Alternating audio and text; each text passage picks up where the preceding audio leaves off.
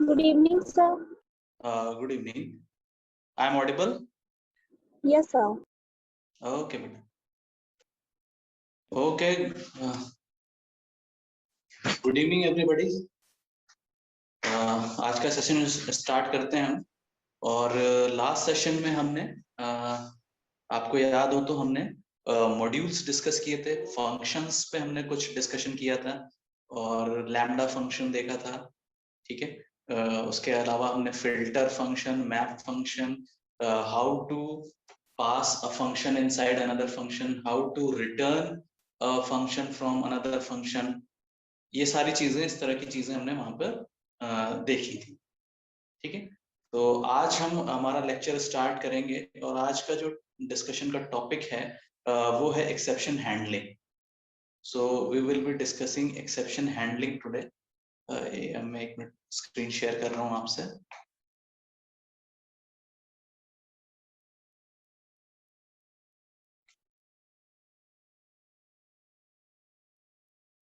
Screen is visible to everybody?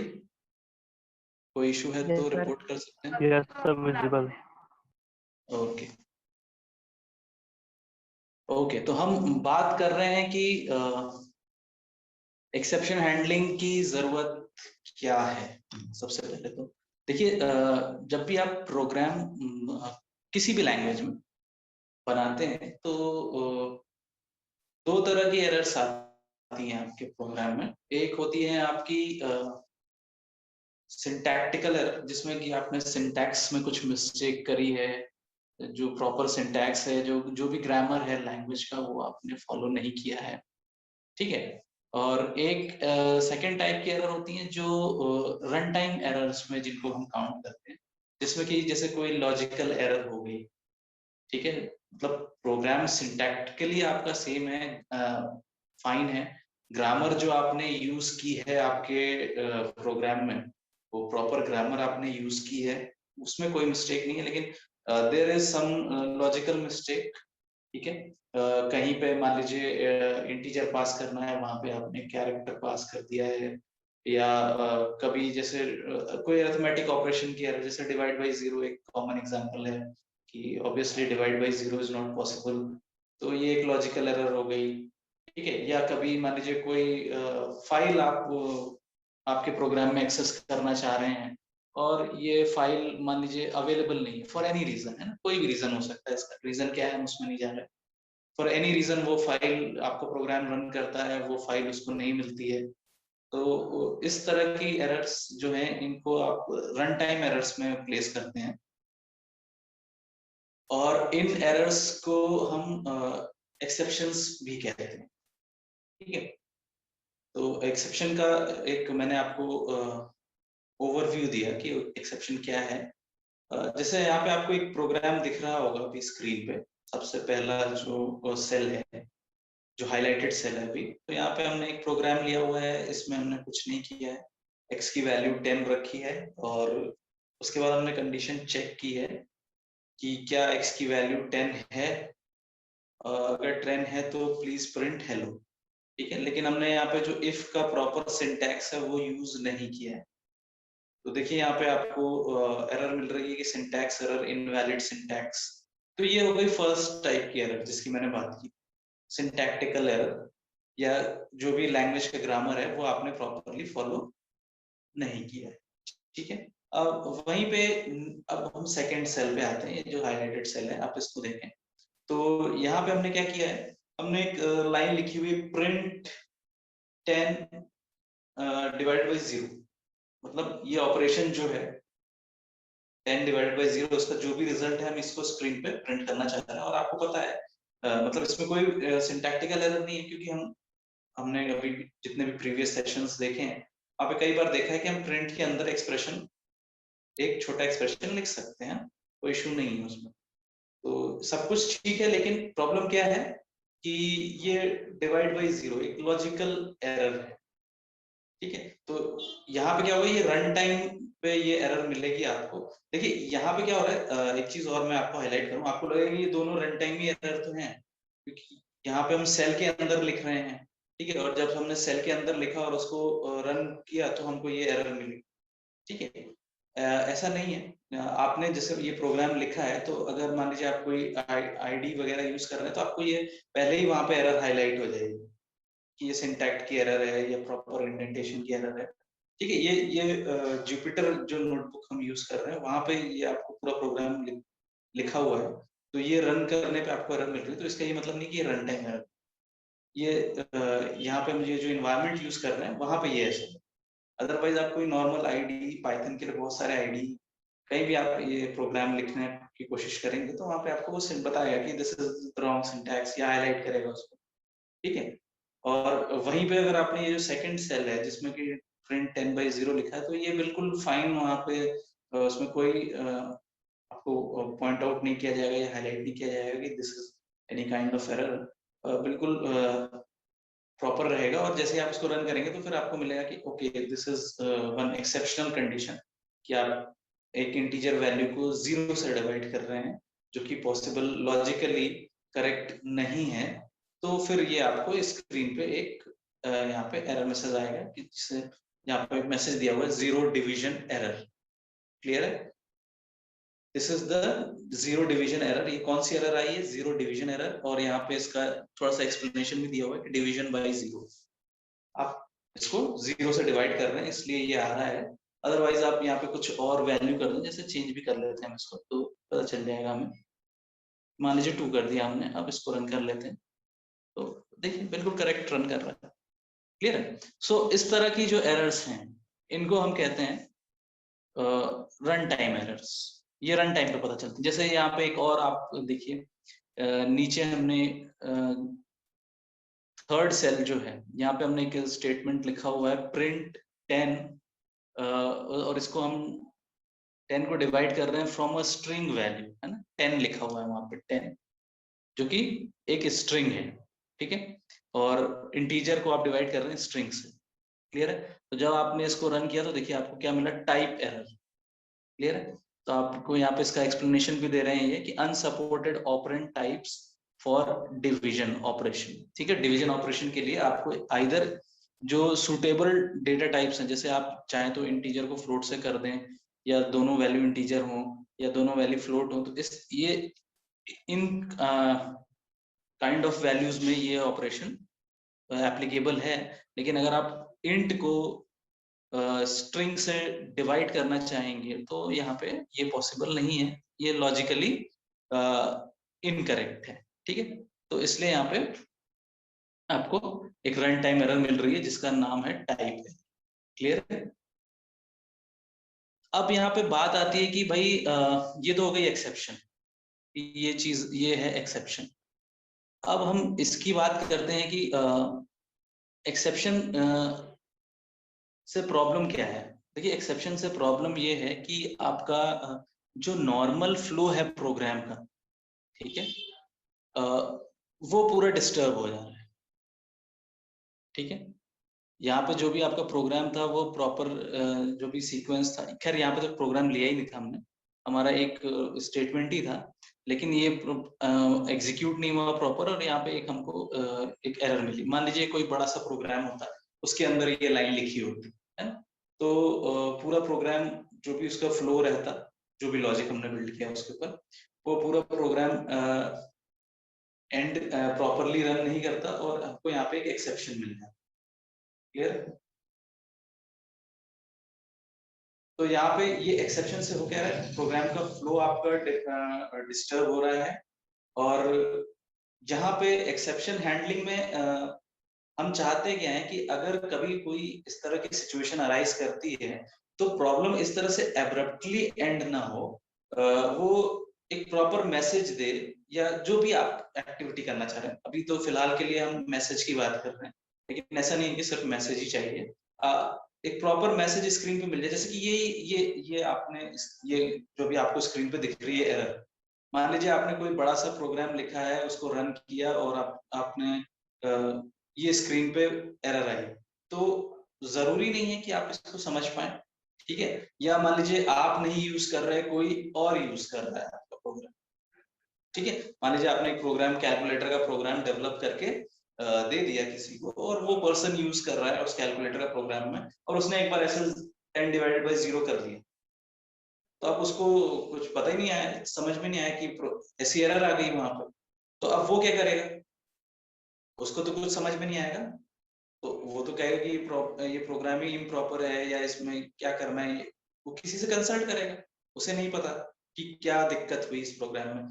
तो हम चाह क्या रहे हैं कि जब भी इस तरह की कोई सिचुएशन आए रन टाइम एरर की, तो प्रोग्राम इस तरह से एब्रप्टली एंड ना हो और इस तरह के मैसेजेस स्क्रीन पे ना आए जो कि काफी कंफ्यूजिंग है। ठीक है, तो हम चाहते हैं प्रॉपर मैसेज आए जिससे कि हमें ये पता चल जाए कि अच्छा ये प्रॉब्लम अकर हुई है। ठीक है, या फिर हमें अगर उस सिचुएशन में, जैसे अगर ये कोई एरर अराइज होती है, तो उस सिचुएशन में मान लीजिए हम कुछ और ऑल्टरनेटिव वे देना चाहते हैं कि अगर इस तरह की कोई प्रॉब्लम आती है तो आप ऐसा ना करके ऐसा कर दें, तो वो लॉजिक भी आप वहां पे लिख सकते हैं। तो वो वहां पे वो लॉजिक एग्जीक्यूट हो जाएगा कि भाई अच्छा ठीक है, ये प्रॉब्लम आ रही है, तो इसको इस केस में हमें ये करना है। क्लियर? तो हम यहाँ पे ये करना चाह रहे हैं। ठीक है, बेसिक पर्पस क्या है एक्सेप्शन हैंडलिंग का? एक्सेप्शन आइडेंटिफाई करना और रिपेयर, मतलब ऐसा नहीं कि उसको रिपेयर करना। रिपेयर कैसे कर सकते हैं आप? मान लीजिए आपने एक यूजर से प्रोग्राम सॉरी एक कैलकुलेटर का प्रोग्राम बनाया जो यूजर से इनपुट ले रहा है, तो आप जीरो पे रिस्ट्रिक्शन तो नहीं लगा सकते, है ना? Zero can user can enter any value of his choice, his her choice. तो सपोज अगर वो जीरो एंटर कर रहा है, तो और डिवीजन ऑपरेशन में वो इनपुट हो रहा है, तो आप वहां पे ये कर सकते हैं कि भाई आप उसको एक मैसेज दे दें कि देखिए ऐसा ये जो आपने वैल्यू एंटर करी है वो इम्प्रॉपर है, और इस केस में आप एक प्रॉपर वैल्यू एंटर करें और तब आपका ये ऑपरेशन कंप्लीट हो पाए। ठीक है, तो सिचुएशन को हम हैंडल करना चाहते हैं एक प्रॉपर वे में। ठीक है, इस तरह से नहीं कि प्रोग्राम एब्रप्टली एंड हो गया, अब किसी को कुछ समझ में नहीं आ रहा क्या करना है। हम चाह रहे हैं कि एक प्रॉपर एक तरीके से एंड हो, एक मैसेज आ जाए स्क्रीन पे, जो भी यूजर है उसको समझ में आ जाए कि भाई अच्छा ये प्रॉब्लम हुई है और मुझे अभी ये करना चाहिए। क्लियर है? तो इसलिए ये पूरा आइडिया जो हम एक्सेप्शन हैंडलिंग का लेकर आते हैं, वो उसका मेन ऑब्जेक्टिव जो कह सकते हैं वो ये है। ठीक है, एक टर्म आता है आपका graceful termination. Okay, so what we want to achieve from this exception handling, graceful termination of the program। ठीक है, तो हम ये करना चाह रहे हैं। अब एक्सेप्शन हैंडलिंग इंपॉर्टेंट इसलिए है क्योंकि अगर आप एक्सेप्शन हैंडलिंग नहीं करते हैं, आपने ऐसा कोई प्रोग्राम बना दिया है और क्योंकि आपको भी नहीं पता कि कब ये एक्सेप्शन अराइज होगी, हो सकता है कभी ना भी हो, कोई किसी ने जीरो नहीं इनपुट किया for a longer period of time, तो आपका प्रोग्राम सक्सेसफुली रन कर रहा है। लेकिन कभी किसी ने जीरो इनपुट कर दिया, फॉर एग्जांपल ऑफ अभी ये डिवीजन की मैं बात कर रहा हूँ, है ना, कंफ्यूजन नहीं होना है कि मैं किसकी बात कर रहा हूँ। तो अगर किसी ने जीरो एंटर कर दिया तो मान लीजिए उसमें प्रॉब्लम आ गई। ठीक, तो आप कब अराइज होगी आपको भी नहीं पता, लेकिन वहां पे आपने एक मैकेनिज्म दे रखा है कि अगर ये अराइज होती है तो इस तरह से ये कोर्स ऑफ एक्शन हमारा रहेगा। क्लियर? तो ये हमारा पूरा पर्पस रहता है एक्सेप्शन हैंडलिंग। क्लियर? अब देखिए हम बात करते हैं, आगे बढ़ते हैं। एक्सेप्शन हैंडलिंग के का तरीका क्या है? पाइथन में, पाइथन में हम ट्राई और एक्सेप्ट इनका यूज करते हैं टू हैंडल द एक्सेप्शन। ठीक है, जिस भी लाइन में, अगर आपने कोई दूसरी लैंग्वेज भी पढ़ी होगी तो वहां पे भी, जैसे सी प्लस प्लस की अगर हम बात करें तो वहां पे भी ट्राई कैच होते हैं, तो वो बिल्कुल काफी कुछ सिमिलर रहता है उनका वर्किंग। जो भी कोड या जिन भी सेट ऑफ लाइंस में आपको ऐसा डाउट है कि यहाँ पे कुछ एक्सेप्शन हो सकती है, जैसे कि अगर मैं वही सेम एग्जांपल हमारा वापस से लेते हैं, कैलकुलेटर का प्रोग्राम बना रहा हूँ, तो मुझे पता है कि ये सारे अरिथमेटिक ऑपरेशंस हैं। ठीक है, तो अगर मैं मान लीजिए डिवीजन की बात कर रहा हूँ तो वहाँ पे जीरो से डिवाइड नहीं होना है या जीरो न्यूमरेटर में नहीं होना है। ठीक है, या कोई और इस तरह की सिचुएशन में किसी और ऑपरेशन में, तो वो सारी लाइंस जो हैं जहाँ पे मुझे लग रहा है कि कहीं ना कोई प्रॉब्लम आ सकती है, तो मैं इनको ट्राई ब्लॉक के अंदर रखूँ। ठीक है, या ट्राई वाला जो हमारा कंस्ट्रेंट है उसके अंदर मैं उन सारी लाइंस को रखूँ। ठीक है, अब उसके बाद एक्सेप्ट क्या करता है? एक्सेप्ट आपका जो भी एरर है, जैसे यहाँ पे जीरो डिवीजन एरर की हम बात कर रहे हैं, तो उस एरर के केस में क्या करना है हम, ठीक है, अगर वो एरर आती है तो हमें क्या करना है, वो हम एक्सेप्ट के साथ लिखते हैं हमारे प्रोग्राम में। क्लियर? तो ट्राई और एक्सेप्ट का हम यूज करते हैं इन पाइथन। तो यहाँ पे देखिए एक बहुत ही सिंपल सा प्रोग्राम लिया गया है, बस तुमने इस पूरे ही एक्सेप्शन हैंडलिंग का जो डिस्कशन है हम काफी सिंपल प्रोग्राम्स ही ले रहे हैं, क्योंकि अभी हमने वैसे भी जितना डिस्कशन किया है सारी चीजें हमने सिंपल रखने की कोशिश की है, ताकि आपको ज्यादा से ज्यादा समझ में आए। तो ज्यादा कुछ कॉम्प्लिकेट नहीं किया है हमने। एक प्रिंट स्टेटमेंट लिया है ये बताने के लिए कि आपका प्रोग्राम जो है वो स्टार्ट हो गया है, एग्जीक्यूशन उसका, ठीक है। उसके बाद हमने ये जो अभी स्टेटमेंट हम रन कर रहे थे प्रिंट, और इसके अंदर 10 डिवाइड बाई 0, इसको हमने ट्राई के अंदर प्लेस कर दिया है, ठीक है। और इसके बाद एक्सेप्ट, एक्सेप्शन जो आएगी वो कौन सी एक्सेप्शन है, जीरो डिवीजन एरर। क्लियर है? तो ये जीरो डिवीजन एरर को हमने यहाँ पे, हाँ अंकित आप कुछ कहना चाह रहे हैं? सर मैं ऐसा बोल रहा था सर, जो एक्सेप्ट जो अपन ने किया है, जो अपन ने थ्रो किया था, मतलब जो अपनी प्रॉब्लम थी सर, इट मींस कि अपन 10 से जीरो को डिवाइड कर रहे थे। तो सर जो अपना एरर आएगा उसी को एक्सेप्ट में लिखना पड़ेगा, या फिर नहीं अपन अपनी चॉइस रहेगी कि कुछ भी नेम दे सकते हैं अपन? नहीं नहीं, आपको वो वही लिखना पड़ेगा, ठीक है। मतलब जैसे सर यहाँ पे देखिए, जैसे इसको चलिए मैं इसको आपके लिए चेंज कर देता हूँ, ठीक है। मान लीजिए ये जीरो डिवीजन एरर है, तो मैं ये इसमें से थोड़ा सा हटा देता हूँ, ठीक है। क्लियर है? Yes sir. अभी देख लेते हैं क्या आता है, देखिए, है ना। अब उसको वो कैच नहीं कर पा रहा है, यहाँ पे इसको स्क्रॉल नीचे करता हूँ, एक मिनट। देखिए अभी उसने एक्सेप्शन थ्रो कर दी, है ना, जीरो डिवीजन एरर ये यहाँ पे आ गया, ये पूरा division by zero during handling of the bugs another exception occurred, ठीक है।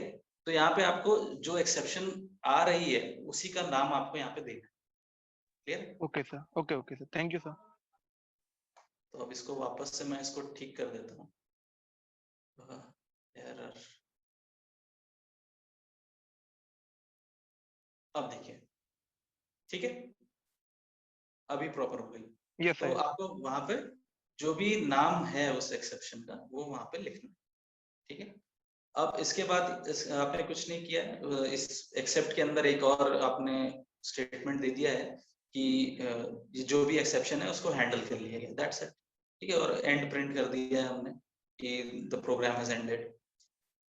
अभी इसको एक बार चेंज कर लेते हैं, वैल्यू को चेंज करके देखते हैं क्या होगा इस केस में। तो ये देखिए आपने वैल्यू चेंज की, तो अभी 10 डिवाइडेड बाई 2 में कोई प्रॉब्लम नहीं है, ये एक नॉर्मल डिवीजन है, बिल्कुल स्मूथली रन हो जाएगा, यहाँ पे कोई भी लॉजिकल मिस्टेक नहीं है। तो देखिए प्रिंट हुआ, स्टार्टिंग, प्रोग्राम स्टार्ट हुआ, ट्राई के अंदर जो भी लिखा है आपने वो तो रन होगा ही, है ना, कोई ऐसा इशू नहीं है इसमें, ठीक है। अब ट्राई के अंदर आपने लिखा प्रिंट, तो ये बिल्कुल लॉजिकली करेक्ट है, कोई एरर नहीं है यहाँ पे, तो जो भी रिजल्ट आया वो स्क्रीन पे प्रिंट हो गया। और इसके बाद ये एक्सेप्ट ब्लॉक जो है ये अभी रन नहीं होगा क्योंकि एरर आई नहीं, तो रन करने की कोई जरूरत नहीं पड़ी। और अब इसके बाद हमने एंड प्रिंट कर दिया। क्लियर? तो ये एक्सेप्ट, ट्राई और एक्सेप्ट का आप यूज करते हैं for exception handling in Python, ठीक है।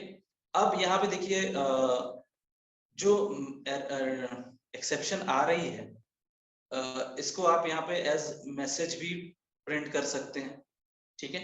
तो देखिए यहाँ पे हमने क्या किया है, वही सेम प्रोग्राम है, इसमें कुछ भी चेंज नहीं किया है, सिर्फ एक्सेप्ट वाले ब्लॉक में जीरो डिवीजन एरर को एज मैसेज यहाँ पे हमने इसको रीनेम कर दिया, ठीक है। तो अब यहाँ पे देखिए print exception raised and it's description is, और यहाँ पे मैसेज, तो उस मैसेज में जीरो डिवीजन एरर यहाँ पे है। और यहाँ पे ये देखिए, इसको रन करते हैं, तो यहाँ पे आउटपुट दिख रहा है, बट एक बार इसको रन करके देख लेते हैं, ठीक है। ये हो गया रन। देखिए जीरो डिवीजन एरर में क्या मैसेज आ रहा था, ये ऊपर देख लेते हैं, देखिए जीरो डिवीजन एरर ये है एक्सेप्शन, और ये क्या मैसेज दे रही है कि डिवीजन बाय जीरो जो है ये आप कर रहे हैं, तो ये आप ना करें। ठीक है, तो ये मैसेज जो है एज इट इज यहाँ पे इस मैसेज के अंदर आ गया है। ठीक है, और ये यहाँ पे एज अ प्रिंट स्टेटमेंट में पास किया गया है वेरिएबल, और ये यहाँ पे स्क्रीन पे डिस्प्ले हो रहा है। ठीक है, exception raised and it's description is, और यहाँ पे मैसेज डिवीजन बाय जीरो। ठीक है, तो आप कभी भी यूजर को जैसे समझाना चाहें या कुछ ऐसा मैसेज देना चाहें तो आप यहाँ पे इसका भी यूज कर सकते हैं, ऑप्शनल है ये सारी चीजें, मतलब फैसिलिटीज दी गई हैं तो उनको हम थोड़ा सा डिस्कस कर रहे हैं, बाकी मैंडेटरी कुछ भी नहीं है। ठीक है, सो दिस इज वन। अच्छा, यहाँ पे हम जितने भी प्रोग्राम यूज कर रहे हैं इसमें सिर्फ प्रिंट ले रहे हैं क्योंकि हम जैसा मैंने पहले ही कहा कि for the sake of simplicity हम प्रोग्राम सिंपल रख रहे हैं। ठीक है, ताकि समझने में ज्यादा इजी हो कंसेप्ट। तो ऐसा कुछ नहीं है, आप उसमें कुछ और भी करना चाहें कि सिर्फ एक लाइन का प्रिंट ही देना है, आप कुछ और भी करना चाहें तो आप इसके अंदर कर सकते हैं। ठीक है, क्लियर। अब यहाँ पे नेक्स्ट जो हमारा प्रोग्राम है उसको देखते हैं। तो यहाँ पे देखिए, आप मल्टीपल एक्सेप्शन, कई बार हो सकता है कि आपके कोड में जरूरी नहीं है कि एक टाइप की एक्सेप्शन आए, हो सकता है मल्टीपल एक्सेप्शंस आ जाएं। जैसे हम यहाँ पे हमने जो प्रोग्राम बनाया है इसको देखें, तो यहाँ पे हमने दो स्टेटमेंट लिखे हैं। एक में हम एक्स में वैल्यू एंटर करवा रहे हैं, इंटीजर वैल्यू, और दूसरे स्टेटमेंट में हम यूजर से, है ना, इनपुट फंक्शन यहाँ पे यूज किया हुआ है, तो हम यूजर से ले रहे हैं। ठीक है, तो दूसरे में हम क्या कर रहे हैं, यूजर को बोल रहे हैं कि वाई में भी कि आप दो नंबर एंटर करते हैं, एक्स और वाई। ठीक है, और इन एक्स और वाई का हम डिवीजन स्क्रीन पे प्रिंट करें। तो अब देखिए यहाँ पे दो टाइप की एक्सेप्शन अराइज हो सकती है। एक कि मान लीजिए आपने यहाँ पे कोई और वैल्यू एंटर कर दी। ठीक है, तो एक तो ये हो गई। दूसरी आपने क्या किया कि आपने यहाँ पे जीरो पास कर दिया, तो डिवाइड बाय जीरो वाली भी एक्सेप्शन आ सकती है।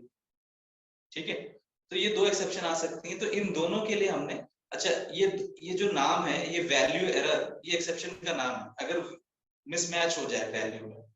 ठीक है, तो ये वैल्यू एरर हमें यहाँ पे देना है। क्लियर, ये जो एक्सेप्शन का स्टैंडर्ड नाम है वही है।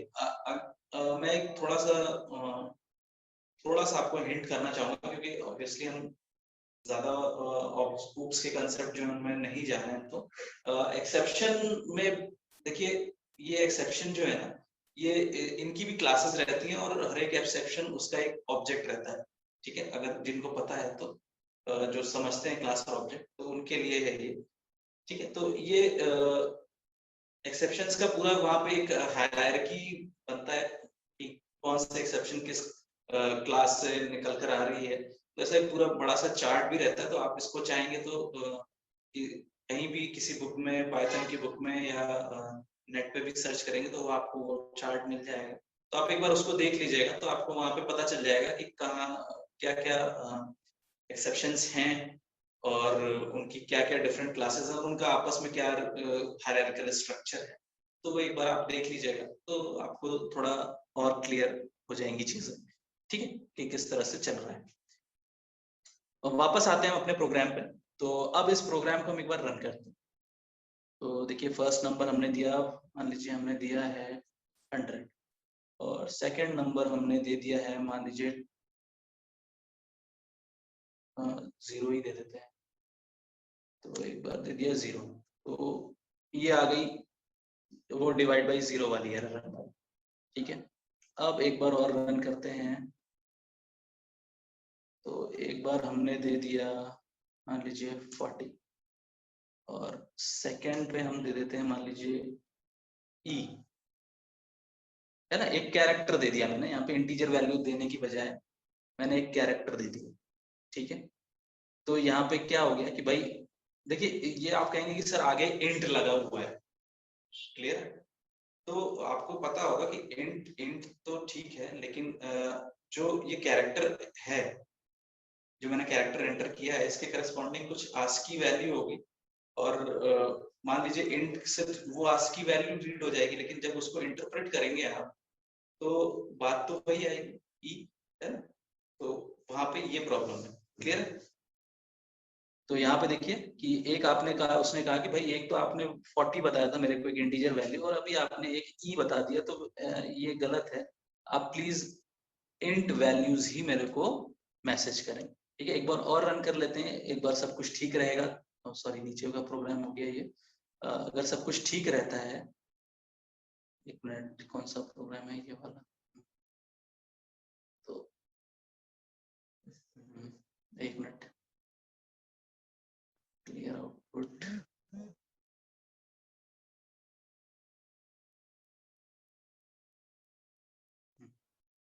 अब इसको रन करते हैं, और मान लीजिए एक बार आपने 100 दे दिया और सेकंड टाइम आपने 25 दे दिया, तो ये आपको यहाँ पे रिजल्ट में मिल गया। क्लियर है।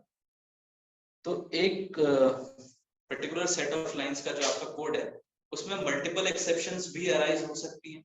तो उन मल्टीपल एक्सेप्शंस के लिए आप मल्टीपल एक्सेप्ट जो ब्लॉक्स हैं वो ऐड कर सकते हैं, है ना। मतलब होल पर्पस ये है ये बताना कि ऐसा नहीं है एक एक ट्राई के साथ एक ही एक्सेप्ट आएगा, आप मल्टीपल एक्सेप्ट भी ऐड कर सकते हैं। क्लियर। तो यहाँ पे इस तरह से आपका ये प्रोग्राम रन हो गया। अब देखिए यहाँ पे कई बार आप ऐसा भी हो सकता है कि आप मल्टीपल एक्सेप्शंस के लिए एक ही एक्सेप्ट ब्लॉक दे दें, है ना। आपने कहा कि मेरे को अगर कोई भी एक्सेप्शन आती है तो ये एक प्रॉपर मेरे को बस मैसेज देना है, या मान लीजिए कोई भी एक एक्टिविटी आप करना चाहते हैं for any kind of exception in your code, आप अलग अलग एक्सेप्ट ब्लॉक्स नहीं लगाना चाहते, स्पेशलाइज्ड ट्रीटमेंट आप नहीं देना चाहते हैं अलग अलग एक्सेप्शंस को, आप एक जनरल ट्रीटमेंट देना चाहते हैं कि ओके हम एक सिंपल से एक मैसेज दे दें स्क्रीन पे और बस। देखिए जीरो जो सेम प्रोग्राम हमने ऊपर लिया था वही सेम प्रोग्राम नीचे भी लिया है। तो यहाँ पे आइदर यूजर जीरो एंटर करे या वो यूजर कोई कैरेक्टर वैल्यू एंटर करे, अल्टीमेटली होना क्या है, डिवीजन होना नहीं है। क्लियर है। और डिवीजन नहीं होना है तो उसकी अगर आप इसको जनरलाइज्ड वे में देखें तो क्या एरर है ये या क्या एक्सेप्शन है ये कि आप प्रॉपर वैल्यूज नहीं दे रहे। ठीक है, जनरलाइज्ड वे में either zero is also improper and characters and special symbols और any other value which is not numeric is improper for this operation। ठीक है, आप सिर्फ यही बताना चाहिए। तो इसलिए आपने यहाँ पे क्या कि एक ही एक्सेप्ट में हेलो सर। आपने हाँ जी जी सर आपकी वॉइस क्लियर नहीं आ रही सर, बीच बीच में कट जा रही है। अर्पित, अभी आपको प्रॉपर आ रही है वॉइस? No sir. सर आपकी आवाज क्लियर है। अर्पित, प्रोबेबली आपका इंटरनेट रिलेटेड इशू होगा। I can hear it properly. Okay okay, thank you sir. Arpit, आप प्लीज थोड़ा सा अगर आप शिफ्ट कर सकते हैं कहीं किसी ओपन स्पेस में अगर आप आ सकते हैं या जहां भी थोड़ा सा नेटवर्क हो, तो आप प्लीज थोड़ा सा अपनी लोकेशन मूव कर लें। ठीक है, तो देखिए यहाँ पे हमने क्या किया कि दोनों जो हमारी एक्सेप्शंस थे उनको हमने एक ही एक्सेप्ट के अंदर मेंशन कर दिया है, जीरो डिवीजन एरर, कॉमा लगाकर वैल्यू एरर। और ठीक है, और इनको एज मैसेज हम कर रहे हैं कि जो भी इनका एरर एक्सेप्शन का मैसेज है वो मैसेज में आ जाए। कोई भी एक टाइप की एक्सेप्शन आएगी at a given point of time. ठीक है, दोनों एक्सेप्शन एक साथ नहीं आ सकती, तो इनमें से कोई एक जो भी मान लीजिए division by zero division error आया है तो वो मैसेज में जो भी उसका डिस्क्रिप्शन है वो आ जाएगा और उसको हम स्क्रीन पे डिस्प्ले कर देंगे। तो अब इसको एक बार रन करके देखते हैं क्या आउटपुट मिल रहा है हमें। तो मान लीजिए फर्स्ट नंबर अगेन 100 और एंटर, और सेकंड नंबर मान लीजिए ई दिया हमने। ठीक है, तो देखिए ये आ गया ना, invalid literal for int base 10, ये इसका मैसेज है। ठीक है, जो ये वैल्यू एरर आती है उसका डिस्क्रिप्शन ये है, तो यहाँ पे आ गया ये डिस्क्रिप्शन। ठीक है, अगर आप जीरो से करेंगे तो आपको जीरो वाला डिस्क्रिप्शन पता है, तो एक बार उसको भी कर दे रहा हूँ मैं ताकि आपको कंफ्यूजन ना हो, है ना। तो देखिए वही प्रॉपर मैसेज आ रहा है डिवीजन बाई जीरो। क्लियर है। तो इस तरह से भी आप कर सकते हैं चीजों को। क्लियर है। नेक्स्ट हम आते हैं कि एक डिफॉल्ट आपको एक्सेप्शन का रूटीन लेना है, एक्सेप्शन हैंडलिंग का। कि मान लीजिए एक तो आपने दे दिया कि भाई ठीक है कुछ स्पेशलाइज्ड एक्सेप्शन आ रही है तो उसके लिए ये कोर्स ऑफ एक्शन रहेगा, और एक डिफॉल्ट है मान लीजिए अगर कोई और एक्सेप्शन आती है तो उसके लिए फिर ये रहेगा। ठीक है, तो डिफॉल्ट का मतलब क्या होता है, जैसे हमने आपको याद है डिफॉल्ट आर्गुमेंट्स डिस्कस किए थे। एक आपकी इनिशियल वैल्यू है, अगर कोई वैल्यू नहीं दी जा रही है तो ये वैल्यू यूज हो। ठीक है, तो यहाँ पे वही सेम एग्जांपल है, एग्जांपल चेंज नहीं किया गया है ताकि ज्यादा कॉम्प्लिकेशन ना हो। तो देखिए यहाँ पे एक जीरो डिवीजन एरर लिया गया है, अगर आप जीरो एंटर करेंगे तो ये वाली एरर आपको डिस्प्ले होगी। ठीक है, और अगर आप इसके अलावा कोई सा भी और मिस्टेक करते हैं इस ऑपरेशन में, ठीक है, तो आपको फिर यहाँ पे डिफॉल्ट वाला जो केस है हमारा, इसमें डिफॉल्ट में हम क्या करते हैं, हमको कुछ एरर में एक्सेप्शन का जो टाइप है वो मेंशन करने की जरूरत है। ठीक है, आप कहेंगे कि सर डिफॉल्ट कैसे पता चल रहा है, तो यहाँ पे देखिए इसके साथ हमने कुछ मेंशन नहीं किया। क्लियर, तो ये इसको हम कहेंगे डिफॉल्ट एक्सेप्ट।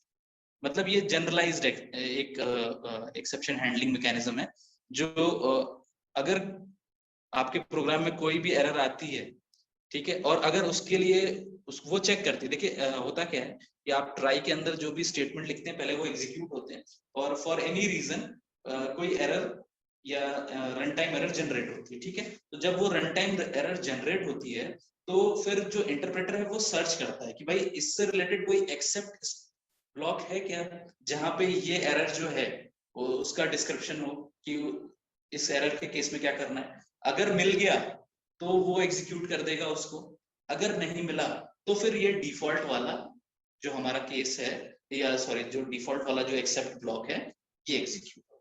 क्लियर है, तो यहाँ पे इस तरह से यहाँ पे इनकी वर्किंग रहेगी। क्लियर है,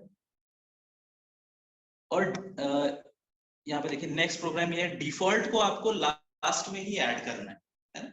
डिफॉल्ट केस को मतलब पोजीशनिंग जो करनी है उसको, अगर आप मल्टीपल एक्सेप्ट ब्लॉक्स लगा रहे हैं आपके प्रोग्राम में, तो आप डिफॉल्ट जो आपका ब्लॉक है उसको सबसे लास्ट में रखें। क्लियर, उसको पहले ना रखें। ठीक है, पहले रखेंगे तो क्या होगा, वही हैंडल कर लेगा उसको। क्लियर है, जैसे कि ये वाला जो प्रोग्राम है इसको रन करके देखते हैं क्या हो रहा है। डिफॉल्ट केस यहाँ पे हमने जानबूझकर पहले ही रख दिया है, तो अब देखिए क्या हो रहा है। ठीक है, तो यहाँ पे आपको एक एरर मिल रही है कि डिफॉल्ट को आपको लास्ट में रखना है। क्लियर है, तो आपको डिफॉल्ट को, वरना ये जो स्पेशलाइज्ड एरर्स हैं इनमें प्रॉब्लम आएगी। क्लियर, तो आपको डिफॉल्ट वाले को लास्ट में ही रखना है। तो अब इसको आप लास्ट में रख देंगे, चलिए मैं कर ही देता हूँ। तो आपको यहाँ पे मैंने इसको किया कट, और अब इसको मैं कर देता हूँ यहाँ पेस्ट एंड, ठीक है, डिवीजन बाय 0। और अभी मान लीजिए मैं यहाँ पे, खैर ये यूजर से तो एंटर कर नहीं रहे हैं, तो यहाँ पे आप हार्ड कोड कर सकते हैं कोई सी भी कैरेक्टर वगैरह, और उसके बाद आप देख सकते हैं क्या प्रॉब्लम आएगी। ठीक है, अब एक चीज और है, यहाँ पे एक फाइनली ब्लॉक भी आप ऐड कर सकते हैं। ठीक है, अब ये फाइनली ब्लॉक क्या करता है, देखिए फाइनली ब्लॉक क्या होता है, कई बार जो आपका जैसे मान लीजिए आपका कोड जो है वो सक्सेसफुली एग्जीक्यूट हो गया, तो आप कुछ वेरिएबल्स जो हैं मान लीजिए उनको उनसे मेमोरी लेना चाहते हैं, या इस तरह की, आपको याद होगा कि गार्बेज कलेक्शन का एक एक्टिविटी चलता है ना। कई जगह वो ऑटोमेटिक होता है, कई जगह आप उसको खुद से भी करते हैं। तो अगर इस तरह का कुछ आपको करना है तो वो चीज आप फाइनली में लिखते हैं। क्लियर है, फाइनली के लिए तो देखिए फाइनली का वर्किंग क्या है, चलिए एक बार पहले रन कर लेते हैं। देखिए यहाँ पे सिंपल, यहाँ पे कोई एक्सेप्शन रेज नहीं की गई है, सिंपल ट्राई और उसमें एक प्रिंट स्टेटमेंट दिया है, एक्सेप्ट में भी एक प्रिंट स्टेटमेंट दिया है, और फाइनली में भी एक प्रिंट स्टेटमेंट दिया है। तो ट्राई अगर सक्सेसफुली एग्जीक्यूट हो गया है तो भी फाइनली रन होगा, और अगर मान लीजिए ट्राई जो है वो सक्सेसफुली एग्जीक्यूट नहीं हुआ है तो भी फाइनली रन होगा। जैसे नीचे ये देखिए, नीचे वाले केस में हमने क्या किया, ट्राई के अंदर डिवीजन कर रहे हैं हम 0 से, और ये 0 डिवीजन एरर जो है एक्सेप्शन रेज हो रही है। तो यहाँ पे ये पहले तो ये जो भी हमको कोर्स ऑफ एक्शन लेना था इन केस ऑफ एक्सेप्शन वो एग्जीक्यूट हुआ है, और उसके बाद ये फाइनली जो हमारा है ब्लॉक वो एग्जीक्यूट हुआ। तो फाइनली ब्लॉक में जो आपको इस तरह की एक्टिविटीज करनी होती हैं, मेमोरी रिलेटेड एक्टिविटीज, या आपको जो भी गार्बेज कलेक्शन करना है उसके लिए अगर आपको कुछ स्पेशल लिखना है तो वो आप फाइनली ब्लॉक के अंदर लिख सकते हैं। तो ये फाइनली ब्लॉक उसको एग्जीक्यूट कर, ठीक है। फाइनली ब्लॉक का पर्पस ये है, तो अगर आपको इस तरह का कुछ करना है तो आप फाइनली का यूज कर सकते हैं। क्लियर? अब यहाँ पे हम बात करते हैं नेक्स्ट जो हमारा प्रोग्राम है, finally block in case of unhandled exceptions. ठीक है, तो देखिए यहाँ पे हुआ क्या, यहाँ पे आप डिवीजन कर रहे हैं 0 से, लेकिन आपने वो 0 डिवीजन जो एरर है, जो एक्सेप्शन है, उसको आपने हैंडल नहीं किया। आपने नेम एरर नाम की एक दूसरी एक्सेप्शन यहाँ पे उसको हैंडल किया होगा। ठीक है, तो होगा क्या कि आपका ट्राई ब्लॉक तो एग्जीक्यूट हुआ, उस पर एक्सेप्शन रेज हुई, और एक्सेप्शन रेज होने के बाद आपका फाइनली ब्लॉक भी एग्जीक्यूट हुआ। फाइनली में आपने जो भी लिखा था वो एग्जीक्यूट हुआ, और इसके बाद ये जो एक्सेप्शन है ये पूरी यहाँ पे स्क्रीन पर ये यहाँ पे आपकी डिस्प्ले हुई। ठीक है, ये प्रॉपर एक्सेप्शन ये रेज हो रही है। तो अगर आप ट्राई के साथ मतलब फाइनली आपका अनहैंडल्ड एक्सेप्शंस के केस में भी एग्जीक्यूट करेगा। मेन मोटो ये है आपका इस प्रोग्राम का। ठीक है, अगर आप वो एक्सेप्शन हैंडल कर रहे हैं जो भी है उस एक्सेप्शन का नेचर, तो उस केस में भी आपका फाइनली एग्जीक्यूट करेगा। अगर आप उस एक्सेप्शन को हैंडल नहीं कर रहे हैं, आपने कोई कोर्स ऑफ एक्शन उसके लिए प्रोवाइड नहीं किया है, in that case also finally is going to work. Okay, clear है? अब नेक्स्ट हम यहाँ पे देख रहे हैं कि आप ट्राई कैच ब्लॉक की नेस्टिंग भी कर सकते हैं।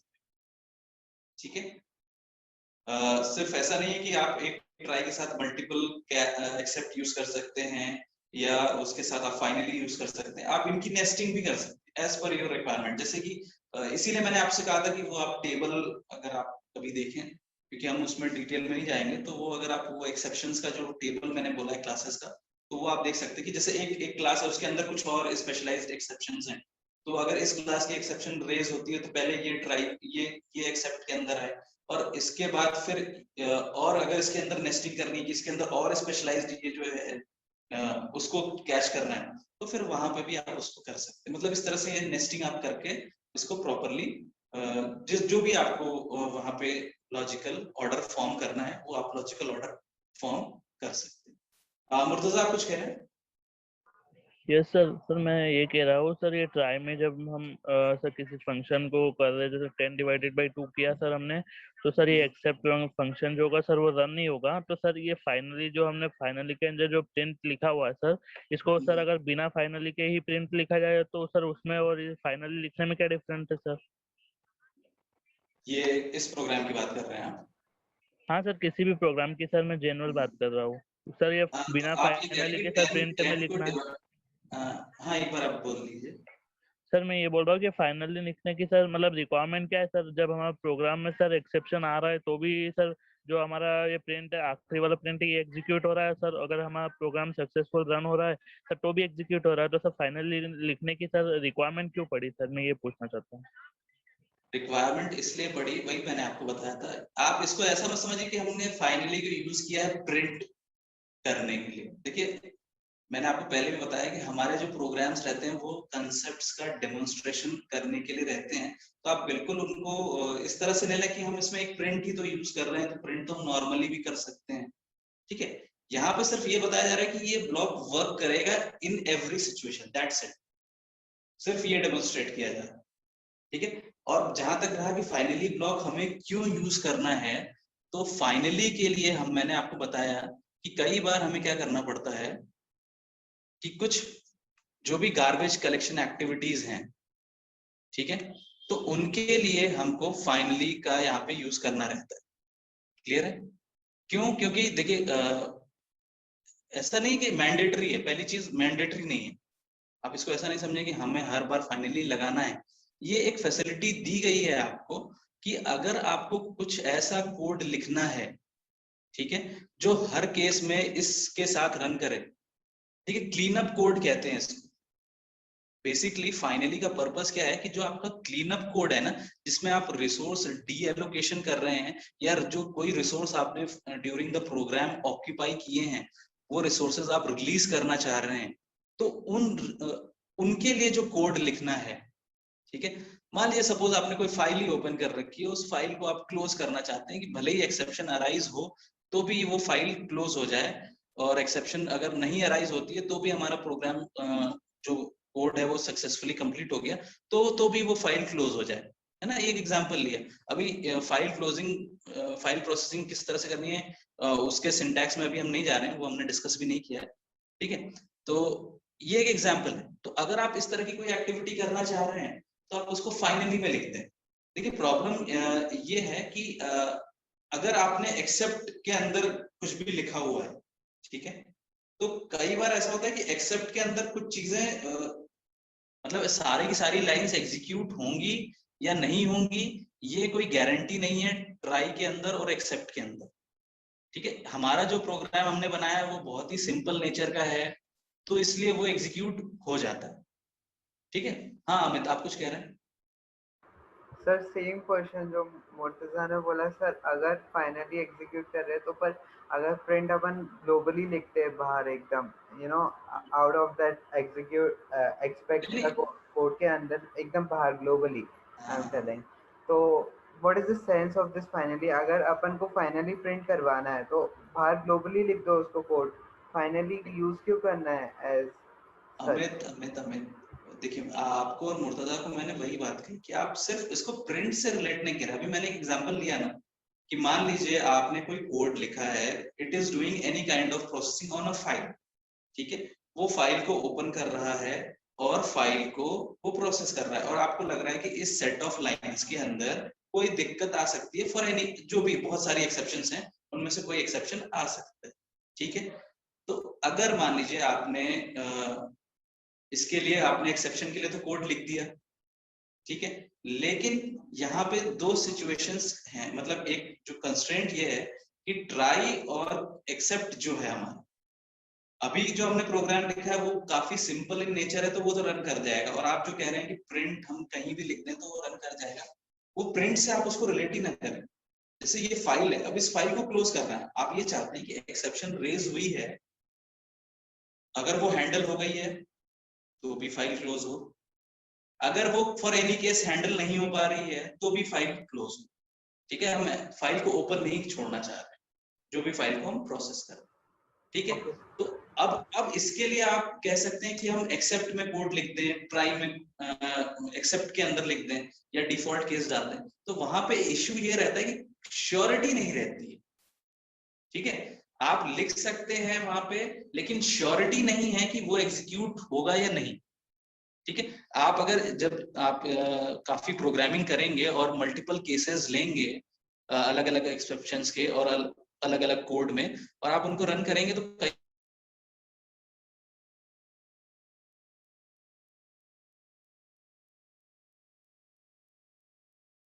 आपको आवाज आ रही है?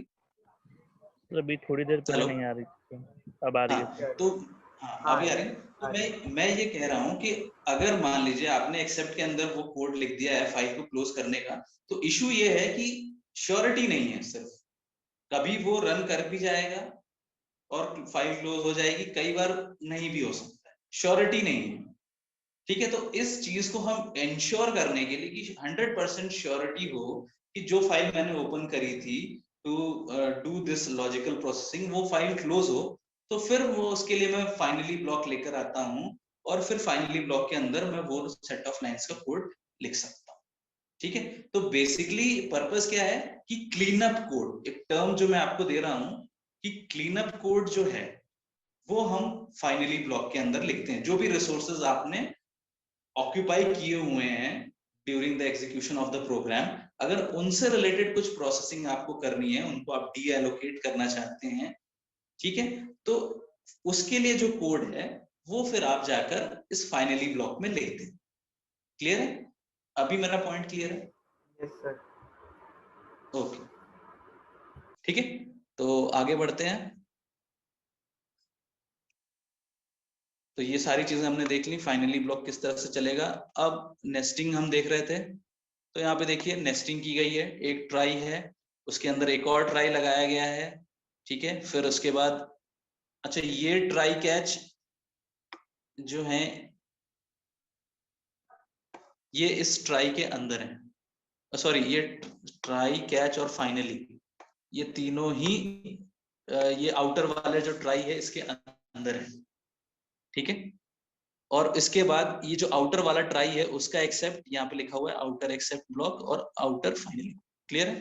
तो ये है स्ट्रक्चर आपका प्रोग्राम का, मतलब एक ट्राई के अंदर आप दूसरा ट्राई भी लगा सकते हैं, कोई प्रॉब्लम नहीं है, ठीक है। मतलब क्या है कि मान लीजिए एक बड़ा सा कोड है, कोई काफी बड़ा सा कोड है, तो आपने एक पर्टिकुलर सेक्शन को सोचा आपने कि मैं इसको पूरा का पूरा एक ट्राई के अंदर प्लेस कर दूं।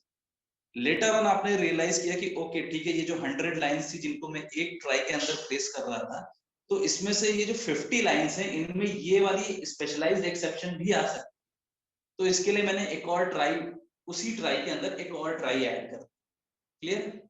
तो इस तरह का अगर मुझे कुछ स्ट्रक्चर बनाना हो कभी, तो उसके लिए फिर मैं ट्राई कैच की नेस्टिंग भी कर सकते हैं, ये भी फैसिलिटी हमें पाइथन में दी गई है। क्लियर है? तो एक बार इसको रन करके देख लेते हैं क्या हो रहा है रिजल्ट।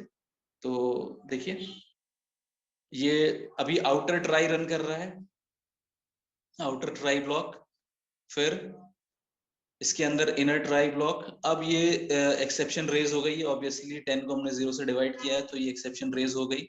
तो एक्सेप्शन रेज होने के केस में इनर एक्सेप्ट ब्लॉक आ गया आपका। क्लियर है? और फिर फाइनली तो हमें पता ही है कि वो एक्सेप्शन अराइज हो या ना हो उसे एग्जीक्यूट होना ही है, तो फाइनली एग्जीक्यूट हो गया। क्लियर है? ठीक है। अब ये वाले ट्राई में ये तो अंदर वाले ट्राई की बात हो गई पूरी। क्लियर है? लेकिन ये जो आउटर ट्राई है यहाँ पे तो कोई एक्सेप्शन रेज हुई नहीं ना, तो इसका एक्सेप्ट एग्जीक्यूट नहीं करेगा, इसका लेकिन फाइनली एग्जीक्यूट करेगा। तो आप देखिए यहाँ पे क्या मैसेज मिल रहा है, आउटर ट्राई ब्लॉक। आप पूरा सीरियल ऑर्डर में मैं चल रहा हूँ।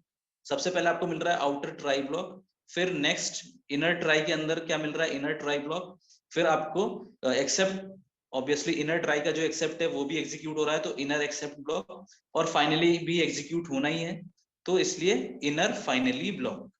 क्लियर है? लेकिन ये जो आउटर ट्राई है इसका ये एक्सेप्ट ब्लॉक एग्जीक्यूट नहीं होगा क्योंकि आउटर ट्राई में कोई एक्सेप्शन जनरेट नहीं हुई है, तो इसका सिर्फ फाइनली ब्लॉक एग्जीक्यूट होगा, प्रिंट आउटर फाइनली ब्लॉक। तो यहाँ पे देखिए आप आउटर फाइनली ब्लॉक आपका एग्जीक्यूट हुआ है। क्लियर है? यहाँ पे कुछ एक एग्जांपल्स हैं, सिंपल, कोई ऐसा वो नहीं है, इशू नहीं है। तो ये सारा जो हमें डिस्कशन करना था वो हमारा एक्सेप्शन हैंडलिंग पे ये सारा डिस्कशन था। इसके अलावा भी मतलब अभी तो बहुत सारी चीजें हम नहीं डिस्कस कर पाए टाइम कंस्ट्रेंट की वजह से। तो ये एक नटशेल में आपको ओवरव्यू प्रोवाइड किया गया था कि एक्सेप्शन का पर्पस क्या है, एक्सेप्शन सबसे पहली बात होती क्या है, उसका पर्पस क्या है, उसको हैंडल क्यों करना है और उसको किस तरीके से हैंडल किया जा सकता है। ठीक है, उसमें क्या क्या हमारे पास ऑप्शंस अवेलेबल। क्लियर है? तो ये हमने यहाँ पर आज हमने एक्सेप्शन हैंडलिंग में देखा है। ठीक है, क्लियर है? किसी का कोई क्वेश्चन है तो वो पूछ सकते हैं।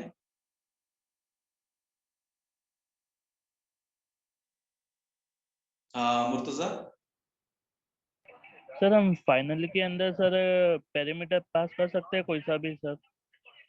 पेरीमीटर मतलब पैरामीटर? मतलब सर हाँ सर, जैसे कि एक्सेप्ट के साथ सर हम पास कर रहे हैं नहीं, 0 डिवीजन यहाँ एरर पे वैसे।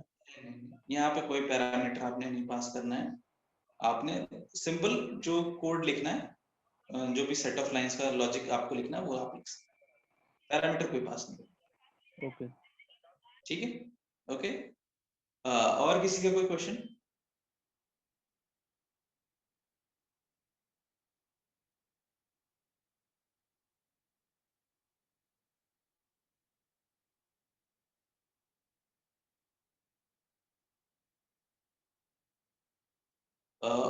आई होप आप अच्छा एक चीज और, आपको शीट मिल गई होंगी, नोटबुक शीट्स आप सभी को मिल गई हैं, शेयर हो गई होंगी व्हाट्सएप ग्रुप पे, तो आप उन्हें रन कर लें, और वो सारे जो हमने प्रोग्राम किए थे वो उसमें हैं, तो आप उनको एक बार रन करके देख सकते हैं, और कोई और उसमें दिक्कत होगी तो फिर हम उसको देखेंगे, ठीक है। No Neha sir. क्या? हाँ जी, सर हाँ कोई नेहा। शीट नहीं मिली है अभी तक। सर सीट नहीं मिली अभी। अच्छा अच्छा, ठीक है ठीक है ठीक है, मैं देख लेता हूँ इसमें, है ना।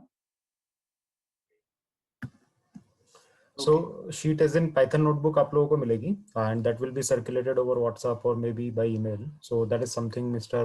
Baljit is going to help you with. Okay. Okay Yeah, Nishant sir, go on please. जी सर, सर आप कुछ कंटिन्यू कर रहे हैं? Okay, no problem. So thank you, Nishant sir, and it was a wonderful session. Hope everybody would have liked it. Thank you sir. So thank you very much. And now guys, I am going to take it over from here for some time. Okay. और अभी तक आप लोगों ने Python के अलग अलग concepts देखे, including basics of Python, data types of Python, if else condition in the Python, loops in the Python, and many other exciting things, right. तो अभी आप लोगों को क्या करना है, जो भी आप लोगों को पढ़ाया गया है उसका प्रैक्टिस करना है, थोड़ा प्रैक्टिस करेंगे, थोड़ा सा और इसको एक्सप्लोर करेंगे। I am pretty sure you will be very very good at, you will become very very good at Python.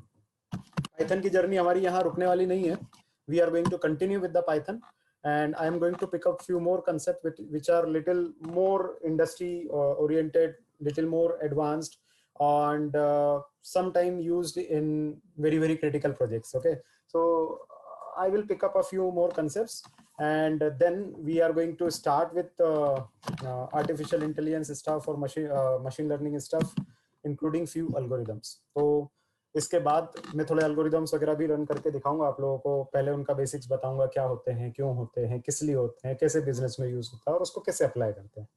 तो ये सब चीजें हम लोग देखने वाले हैं, बहुत सारा exciting stuff is going to come up, right. But before that, as I said in the last discussion, कि आप लोगों को अपने ग्रुप फॉर्मेशन करना शुरू कर देने हैं। Those who are not able to create their group yet, जो भी अपने ग्रुप अभी तक नहीं बना पाए हैं, चिंता की कोई बात नहीं है, just let us know, and then we'll see कि और भी कोई candidates हैं इस ग्रुप पे जो पार्टनर्स की तलाश कर रहे हैं, and if there are somebody who is also looking for group partner and you are also looking for, so we can tie up, we can patch up, ठीक है।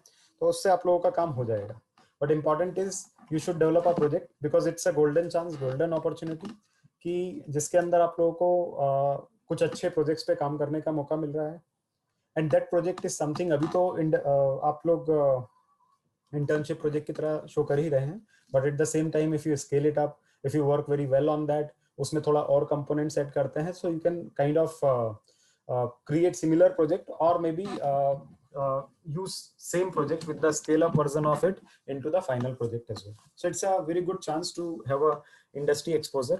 I would request you all to explore it as much as possible or utilize it as much as possible, right? तो ये हम लोगों को continue रखना है, and I hope कि आप लोगों के साथ में हम लोगों ने ये जो जर्नी स्टार्ट करी है, जिसके अंदर हम लोगों ने ट्राई किया है कि you should be well aware of cutting edge technologies which are predominantly used in the industry nowadays, उसके अंदर आपका एक नाता रिश्ता जुड़ जाए उनके साथ में, and then you connect to the open source world which is very very important. तो ये एक छोटा सा कोशिश है, of course you are going, I am pretty sure you are going to continue it and keep exploring the things also, alright. तो ये एक छोटा सा डिस्कशन था। Now Nishant sir, if you can unshare the screen please. So Yes, sir. yeah, thank you. So after having this wonderful session on Python, let's understand few more practical problems in the Python which we used to face, और उनको कैसे हम लोग try handle करते हैं। I am going to pick up a very very small topic now, and then we are going to start working on some of the machine learning concept post that. Okay, so quickly एक और important concept मैं cover करना चाह रहा हूँ, and that is called as multi threading in Python, right. Nishant sir, I hope this is not covered, or is it? Yes, sir. No sir, it is not covered. Okay, so then it's a kind of wonderful opportunity to learn this concept as well. So guys ये एक बहुत अच्छा concept है. Normally कहाँ use होता है? This is the real pain point of the industry. I am again repeating, this is going to hit, or this is going to be a solution of real pain point of the industry. Now what is the pain point of industry, और क्या problem है भाई, क्यों हम लोग multi threading पढ़ें, क्यों हम लोग इसका यूज करें, ये अब क्वेश्चन बनता है. तो क्या होता है ना, अभी इंडस्ट्री में आप एक प्रोजेक्ट रन कर रहे हैं, ठीक है. एक बहुत बड़ा इंडस्ट्री में प्रॉब्लम है between hardware and code optimization और optimize code. So code and hardware के बीच का एक बहुत बड़ा जंग चलता रहता है हमेशा, and that is something is going to be between developer versus management as well.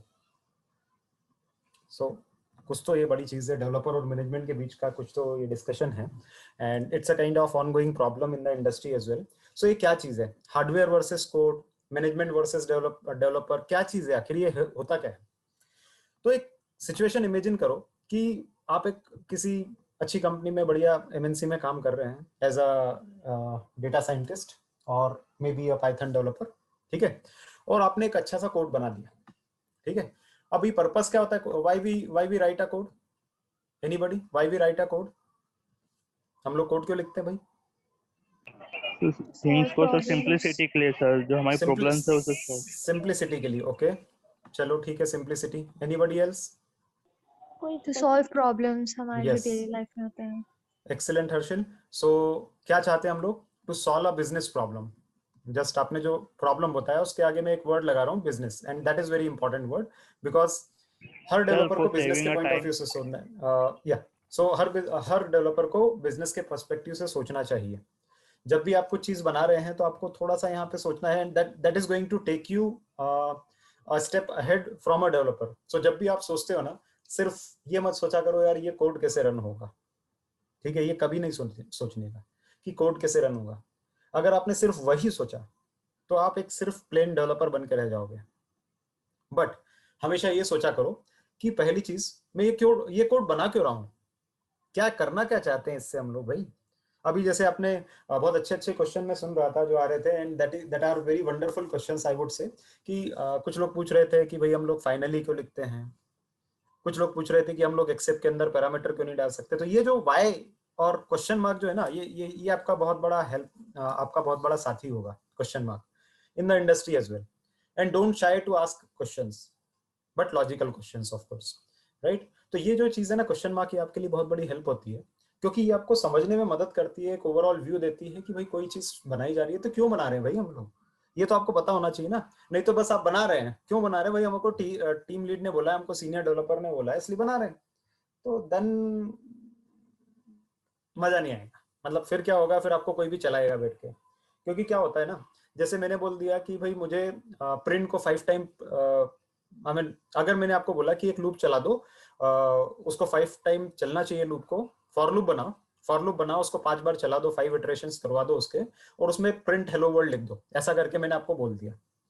So as a obedient developer, and that is the problem with, or that is I would say the tendency of normally everybody at a junior state, but try to come out of that tendency कि अगर मैंने बोला एक loop चला दो, उस loop के अंदर 5 टाइम्स हमको प्रिंट करना है हेलो वर्ल्ड. अगर आपने ये बोला है, आपको ये बोला गया है, और आपने कुछ सोचे समझे बिना आंख बंद करके बोले ठीक है, हमको तो हमारे डेवलपर ने बोला है, सीनियर डेवलपर ने बोला है, and we are following him, और हम लोग क्या करेंगे, हम फॉर लूप चलाएंगे, 5 बार बोला हमको फॉर लूप चलाने का, तो for I in something length of something 5 time, या रेंज ऑफ 0 to 5 समथिंग आपने चला दिया, एंड प्रिंट हेलो वर्ल्ड लिख दिया. डन, हमारा काम हो गया. We are very good developer. Okay, thank you very much, you have done excellent job, and by doing this job you will be just a developer, right. but जहां आपने ये सोचना शुरू कर दिया, अरे यार ये 5 बार प्रिंट हेलो वर्ल्ड क्यों करवाना चाह रहा है, क्या ये हेलो वर्ल्ड से कुछ मैसेज देना चाह रहा है, क्या इससे हम लोग यूजर से कुछ बात करना चाह रहे हैं यहाँ पे. तो अगर आप हेलो वर्ल्ड बोलोगे तो आपको ये क्वेश्चन पूछना चाहिए, जब हम लोग प्रिंट करेंगे हेलो वर्ल्ड तो यूजर भी तो उसका कुछ रिप्लाई देगा, क्या हमको वो रिप्लाई भी लेना है क्या. इस तरह का क्वेश्चन तो आपने पूछा ही नहीं, पर पूछना चाहिए कि अगर हमने किसी को हेलो बोला तो रिटर्न में वो भी तो हाई बोलेगा, क्या वो हमको हाई लेना है, क्या हमको क्या प्रोग्राम में वो लेना है. And if he says high, तो हम लोगों को क्या उसके रिस्पांस में कुछ करना है. Is it something they are developing a chatbot, या समथिंग कुछ इस तरह की चीजें बना रहे हैं। या फिर दूसरे पॉइंट ऑफ व्यू से अगर सोचो तो आपने सिर्फ हमको बोला है कि फॉर लूप चला देना है 5 बार और प्रिंट हेलो वर्ल्ड लिख देना है, अगर ऐसा बोला है तो उसकी जगह क्या हम ये नहीं सोच सकते कि यार फॉर लूप ही क्यों, कोई तो रीजन होगा फॉर लूप का, या जस्ट उसको याद में आया, अगर उस डेवलपर के दिमाग में आया क्योंकि उसको फॉर लूप आता है या उसको दिमाग में चल रहा है कि यार फॉर लूप बनाना है तो फॉर लूप बना दिया। बट कभी तो ये सोचो कि वो काम जो फॉर लूप से हो रहा है क्या हम लोग उसको व्हाइल से नहीं कर सकते, क्या हम उसको रिपीट लूप से नहीं कर सकते क्या? और अगर हम लोगों को वो सिर्फ फॉर पे ही इंसिस्ट कर रहा है तो क्यों कर रहा है? हमेशा ये सोचने की कोशिश करा करो रीजन क्या होता है इसका। मैं नहीं बोल रहा कि आपको जाके सीधे सीनियर डेवलपर से झगड़ लेना चाहिए और हमको बोलना चाहिए तुमसे ज्यादा हमको पता, तुमको सिर्फ फॉर लूप पता है और हमको फॉर व्हाइल रिपीट सारे के सारे लूप आते हैं, so I am better than you. वो नहीं बोलना चाह रहा मैं। बट क्या होना चाहिए एट द सेम टाइम, जब वो बोल रहा है फॉर लूप तो there might be a reason कि वो ऐसा क्यों बोल रहा है, तो उसका कुछ तो कारण होगा। वो कुछ तो ऐसा होगा कि फॉर लूप पे ही इंसिस्ट कर रहा है। हो सकता है कि वो व्हाइल से डरता हो। क्यों डरता हो? क्योंकि व्हाइल के साथ एक हमेशा रिस्क आता है कि व्हाइल लूप के अंदर कई बार हम लोग इनफाइनाइट लूप में फंस सकते हैं, या कभी रिपीट लूप में बोला उसने, हम बोले कि हम रिपीट क्यों नहीं चला सकते, ऐसा भी पूछ लो कि क्या रिपीट भी चला सकते, तो रिपीट के अंदर भी एक बहुत बड़ा रिस्क होता है कि वो इनफाइनाइट लूप में चल जाता है। And when we are going to take it to the production grade system, the risk is something which will be higher. जब आप ये क्वेश्चन पूछोगे तो आपको नई चीज सीखने को मिलेगी। तो वो जो नई चीज सीखने को मिल रही है ना, that is something you have to bring in it. और ये तो सिर्फ डेवलपर पॉइंट ऑफ व्यू से था, बट साथ में मैंने ये भी बोला है कि आप अगर हेलो वर्ल्ड प्रिंट करवा रहे हैं तो साथ में ये भी क्वेश्चन पूछो कि क्या सामने वाला जब कुछ एंटर करेगा तो हमको वो किसी वेरिएबल में स्टोर करना है, क्या उसके रिप्लाई में कुछ बोलना है। तो ये जो चीज होती है ना, this is called as requirement clarification, requirement gathering और रिक्वायरमेंट क्लेरिफिकेशन, जो कि एक बहुत बड़ा स्टेज होता है।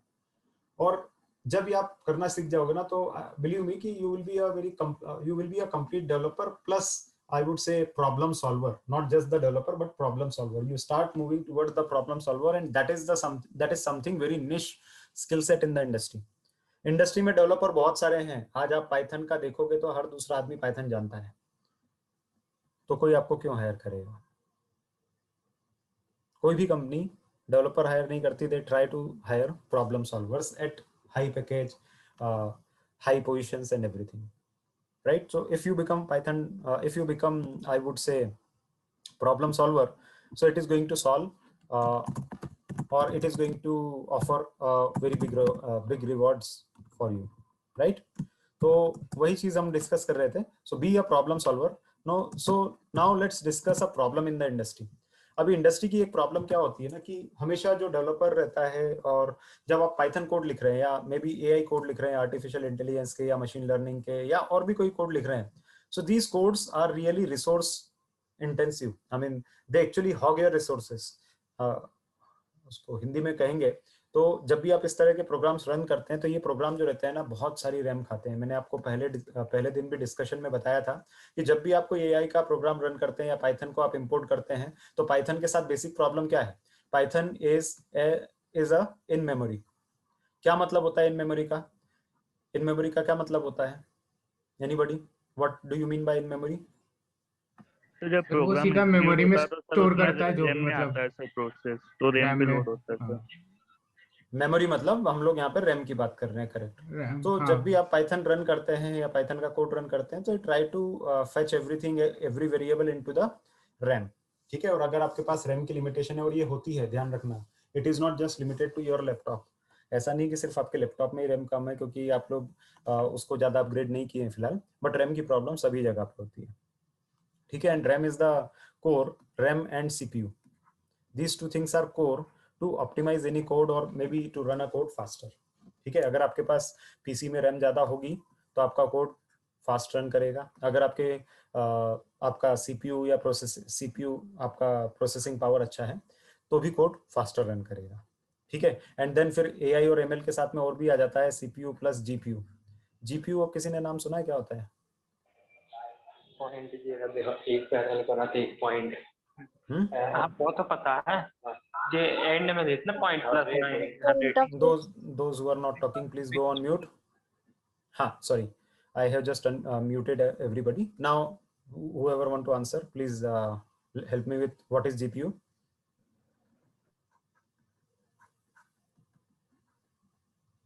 कोई जानता है GPU क्या होता है? सर सीपीयू के कंपैरिजन में ज्यादा कोर्स होते हैं जीपीयू में। हाँ मतलब अगर बात करा जाए तो जीपीयू का फुल फॉर्म होता है ग्राफिकल प्रोसेसिंग यूनिट, ठीक है। इसी तरह से एक होता है TPU which is called as tensor processing unit. So anyways इसके बारे में ज़्यादा डिस्कस नहीं करेंगे। ग्राफिक प्रोसेसिंग यूनिट क्या होता है, तो आप लोगों ने ध्यान दिया होगा तो गेम्स जो रहते हैं, जिन लोगों को भी गेम खेलने का शौक होता है, पबजी वाले जनता होगी यहाँ पे भी बहुत सारी, आई एम प्रीटी श्योर, बट वो मोबाइल से रन करते हैं। बट जहाँ पे भी आप देखेंगे कि गेम खेलने के जो शौकीन होते हैं वो जीपीयू का काफ़ी यूज़ करते हैं। तो जीपीयू क्या होता है, तो जीपीयू भी एक मोड होता है प्रोग्राम को तेजी से रन करवाने का। It is like CPU but more cores and then more processing power, more powerful thing it is. Anyways वो जीपीयू को थोड़ा सा साइड में रखते हैं। फिलहाल हम लोग बात कर रहे थे कि अगर हमको प्रोग्राम रन करना है तो प्रोग्राम रन करने के लिए हमारे पास कोर रिक्वायरमेंट जो होता है that is RAM and CPU, ठीक है। तो ज्यादा रैम होगा आपका प्रोग्राम तेजी से चलेगा, फास्टर रन होगा, कम रैम होगा तो ये धीरे धीरे चलेगा, ठीक है। तो अभी यही वाली चीज हम लोग यहाँ पे भी देखते हैं। तो अभी आपने क्या करा, एक पाइथन का कोड बनाया, और पाइथन का कोड रन करने के बाद और पाइथन का कोड डिफाइन करने के बाद व्हेन यू रन इट, तो क्या करता है, ये रन होने में टाइम लेता है। अब ये रन होने में टाइम ले रहा है। अब आपने तो क्या करा कि एक वेब एप्लीकेशन बनाया था, और उस वेब एप्लीकेशन के अंदर आपने बोल रखा था कि भाई जैसे ही यूजर ने सारी एंट्री करी, फॉर्म ओपन किया, और फॉर्म ओपन होने के बाद नेम, एज, सैलरी या जो भी चीजें रहती है वो एंटर करी, सबमिट का बटन दबाया। तो अगर आपके पास कोई वेबसाइट है और उस वेबसाइट पे एक फॉर्म आया, फॉर्म आने के बाद में जैसे ही यूजर ने सारी एंट्री करी और सारी एंट्री करने के बाद सबमिट का बटन दबाया, सबमिट का बटन दबाते से ही ऑटोमेटिकली एक्सपेक्टेड क्या होता है, तो एक्सपेक्टेड होता है कि जो भी इसका जो नेक्स्ट स्टेज है वो इमीडिएटली पॉपअप हो यहाँ पे, वो इमीडिएटली अपने को दे दे। या तो थैंक यू बोलना है तो थैंक यू बोलेगा, या कुछ और बोलना है तो और बोलेगा, बट जो भी है नेक्स्ट स्टेज जो है वो इमीडिएटली यहाँ पे होना चाहिए। इमीडिएटली एज इन कितनी जल्दी होना चाहिए, may be 1 second, 2 second, 10 second, कितना। चलो एक दूसरा एग्जाम्पल ले लेता हूँ, ये थोड़ा सा अगर आपको नहीं समझ आ रहा तो दूसरा एग्जाम्पल लेते हैं कि बिग बिलियन सेल आप लोगों ने सुना ही होगा। बिग बिलियन सेल कौन देता है, किसका होता है बिग बिलियन, फ्लिपकार्ट का, इजंट इट। मुझे पता नहीं है, आई एम जस्ट गेसिंग कि फ्लिपकार्ट है या Amazon, I am confused, but let's say Flipkart का है। तो फ्लिपकार्ट का बिग बिलियन सेल होता है। उस दिन क्या होता है बिग बिलियन सेल पे, सॉफ्टवेयर डेवलपर के प्रोस्पेक्टिव से क्या होता है उस दिन, ट्रैफिक ज्यादा रहता है, ट्रैफिक बहुत ज्यादा होता है, बहुत सारे लोग आते हैं और everybody want to buy something. और आप लोगों को पता होगा, you are not that young, so आप लोगों को पता होगा कि जब first time big billion sale आया था तो very first time when it has been launched क्या हुआ था, साइट क्रैश हो गया था, क्रैश हो गया था, ऑफलाइन हो गया था भाई। क्यों, क्योंकि उसके जो सर्वर्स थे वो उसको हैंडल ही नहीं कर पाए, इतना लोड आ गया ट्रैफिक का कि वो लोग हैंडल ही नहीं कर पाए। अब जब इतना ट्रैफिक आ गया कि वो हैंडल ही नहीं कर पाए तो फिर ऑफ कोर्स सर्वर क्रैश होगा, ठीक है। क्यों हुआ था, क्योंकि बहुत सारी रिक्वेस्ट उनके पास आ गई थी, वेब रिक्वेस्ट जिसको बोलते हैं, बहुत सारी वेब रिक्वेस्ट आ गई थी। तो उन्होंने क्या करा, फिर उसको सर्वर को स्केल अप किया, ठीक है। एक वर्ड बोल रहा हूँ मैं अगेन, ये वर्ड जो है ना ये बहुत इंपॉर्टेंट होती है, ये जार्गन्स जो है ना ये बहुत इंपॉर्टेंट है। बट अगर ये जार्गन्स आप डे टू डे लाइफ में या जब इंटरव्यू में आप जाते हैं, उस इंटरव्यू में अगर इस तरह की चीजें आपने बोलना शुरू करी ना, बिलीव मी कि you will be having very very good impression on the interviewer. You then hold a very good chance to get hired on that interview because these kind of terms are very important. क्योंकि क्या होगा कि अब अगर आप बोलेंगे कि उन्होंने क्या किया, उन्होंने 10 सर्वर जोड़ दिए, एक्स्ट्रा 10 सर्वर जोड़ दिए, बात एक ही बोल रहे हैं, बट उसकी जगह अगर आप बोलोगे दे स्केल्ड अप देयर सिस्टम, तो वो जो रहता है वो ज्यादा पॉजिटिव जाता है because we are using the technical terms here. तो स्केल अप का मतलब क्या होता है, स्केल अप का मतलब कि अगर आपने एक सर्वर के ऊपर ये काम करवा रहे थे तो एक की जगह उन्होंने क्या कर दिया, 10 जोड़ दिए, तो वो ज्यादा हो गया, मतलब आपने सर्वर को बढ़ा दिया, ठीक है। उन्होंने सर्वर को बढ़ाया तो वो ज्यादा बढ़ाया तो सर्वर ज्यादा थे, ज्यादा सर्वर थे तो वो ज्यादा रिक्वेस्ट हैंडल कर पाए, ज्यादा रिक्वेस्ट हैंडल कर पाए तो फिर क्रैश नहीं हुआ, सिंपल सी चीज है, ठीक है।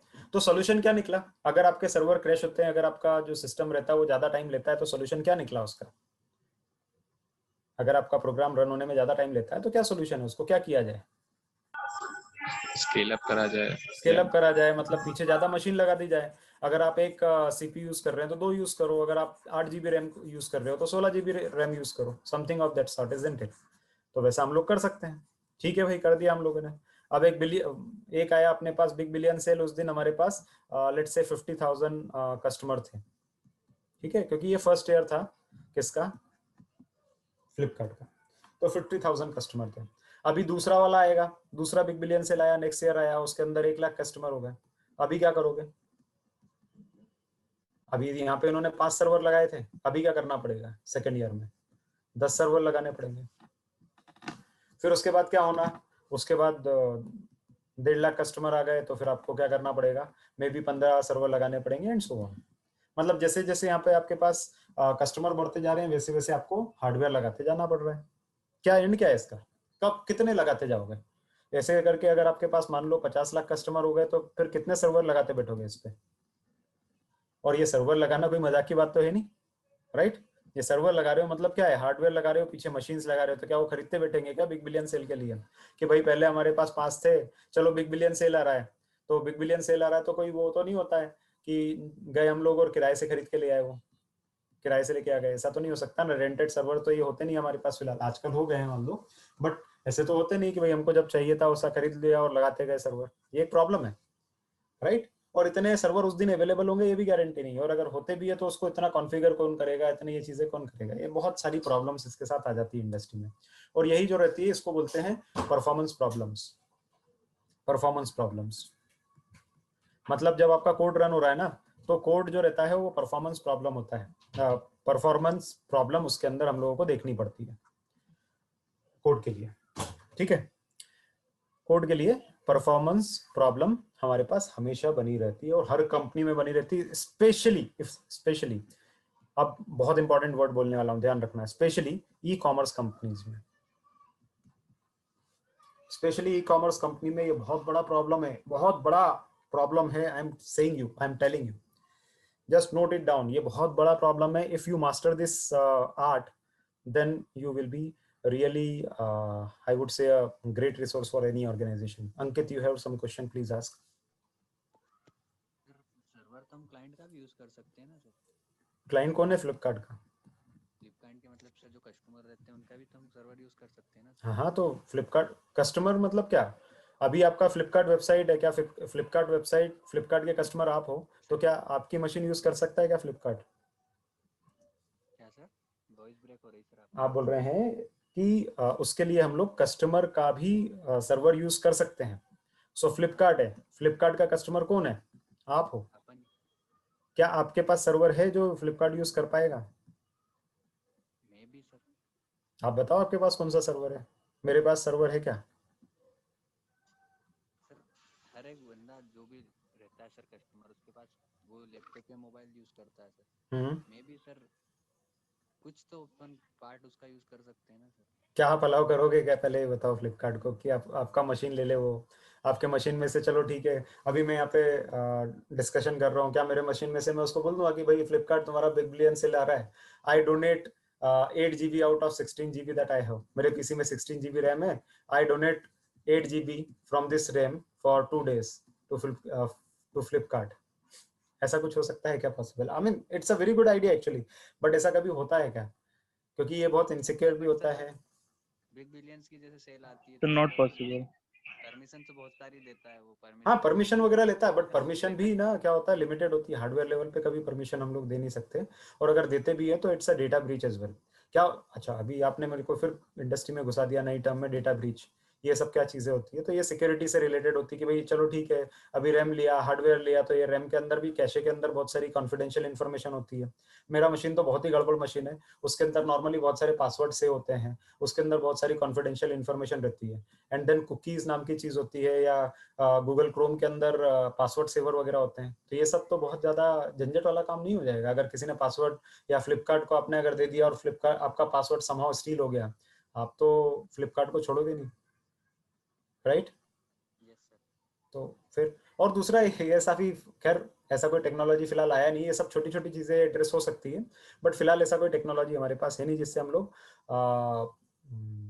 क्राउड क्राउड शेयरिंग कर दें। इस टर्म को हम लोग कॉइन कर सकते हैं, that is called as crowd hardware sharing, hardware जो कि क्राउड से लिया जा सकता है, बट ऐसा कभी अभी हुआ नहीं है, मतलब that's a good idea but little advance stage, and उसके लिए भी अपने पास बहुत सारे सिंपल सॉल्यूशन भी है, so why to go in that tough direction, ठीक है? तो बाकी आइडिया बहुत अच्छा था, नो डाउट। तो now I was talking about e commerce company, कभी आपने अच्छा किसी को ये पता है ये क्या होता है?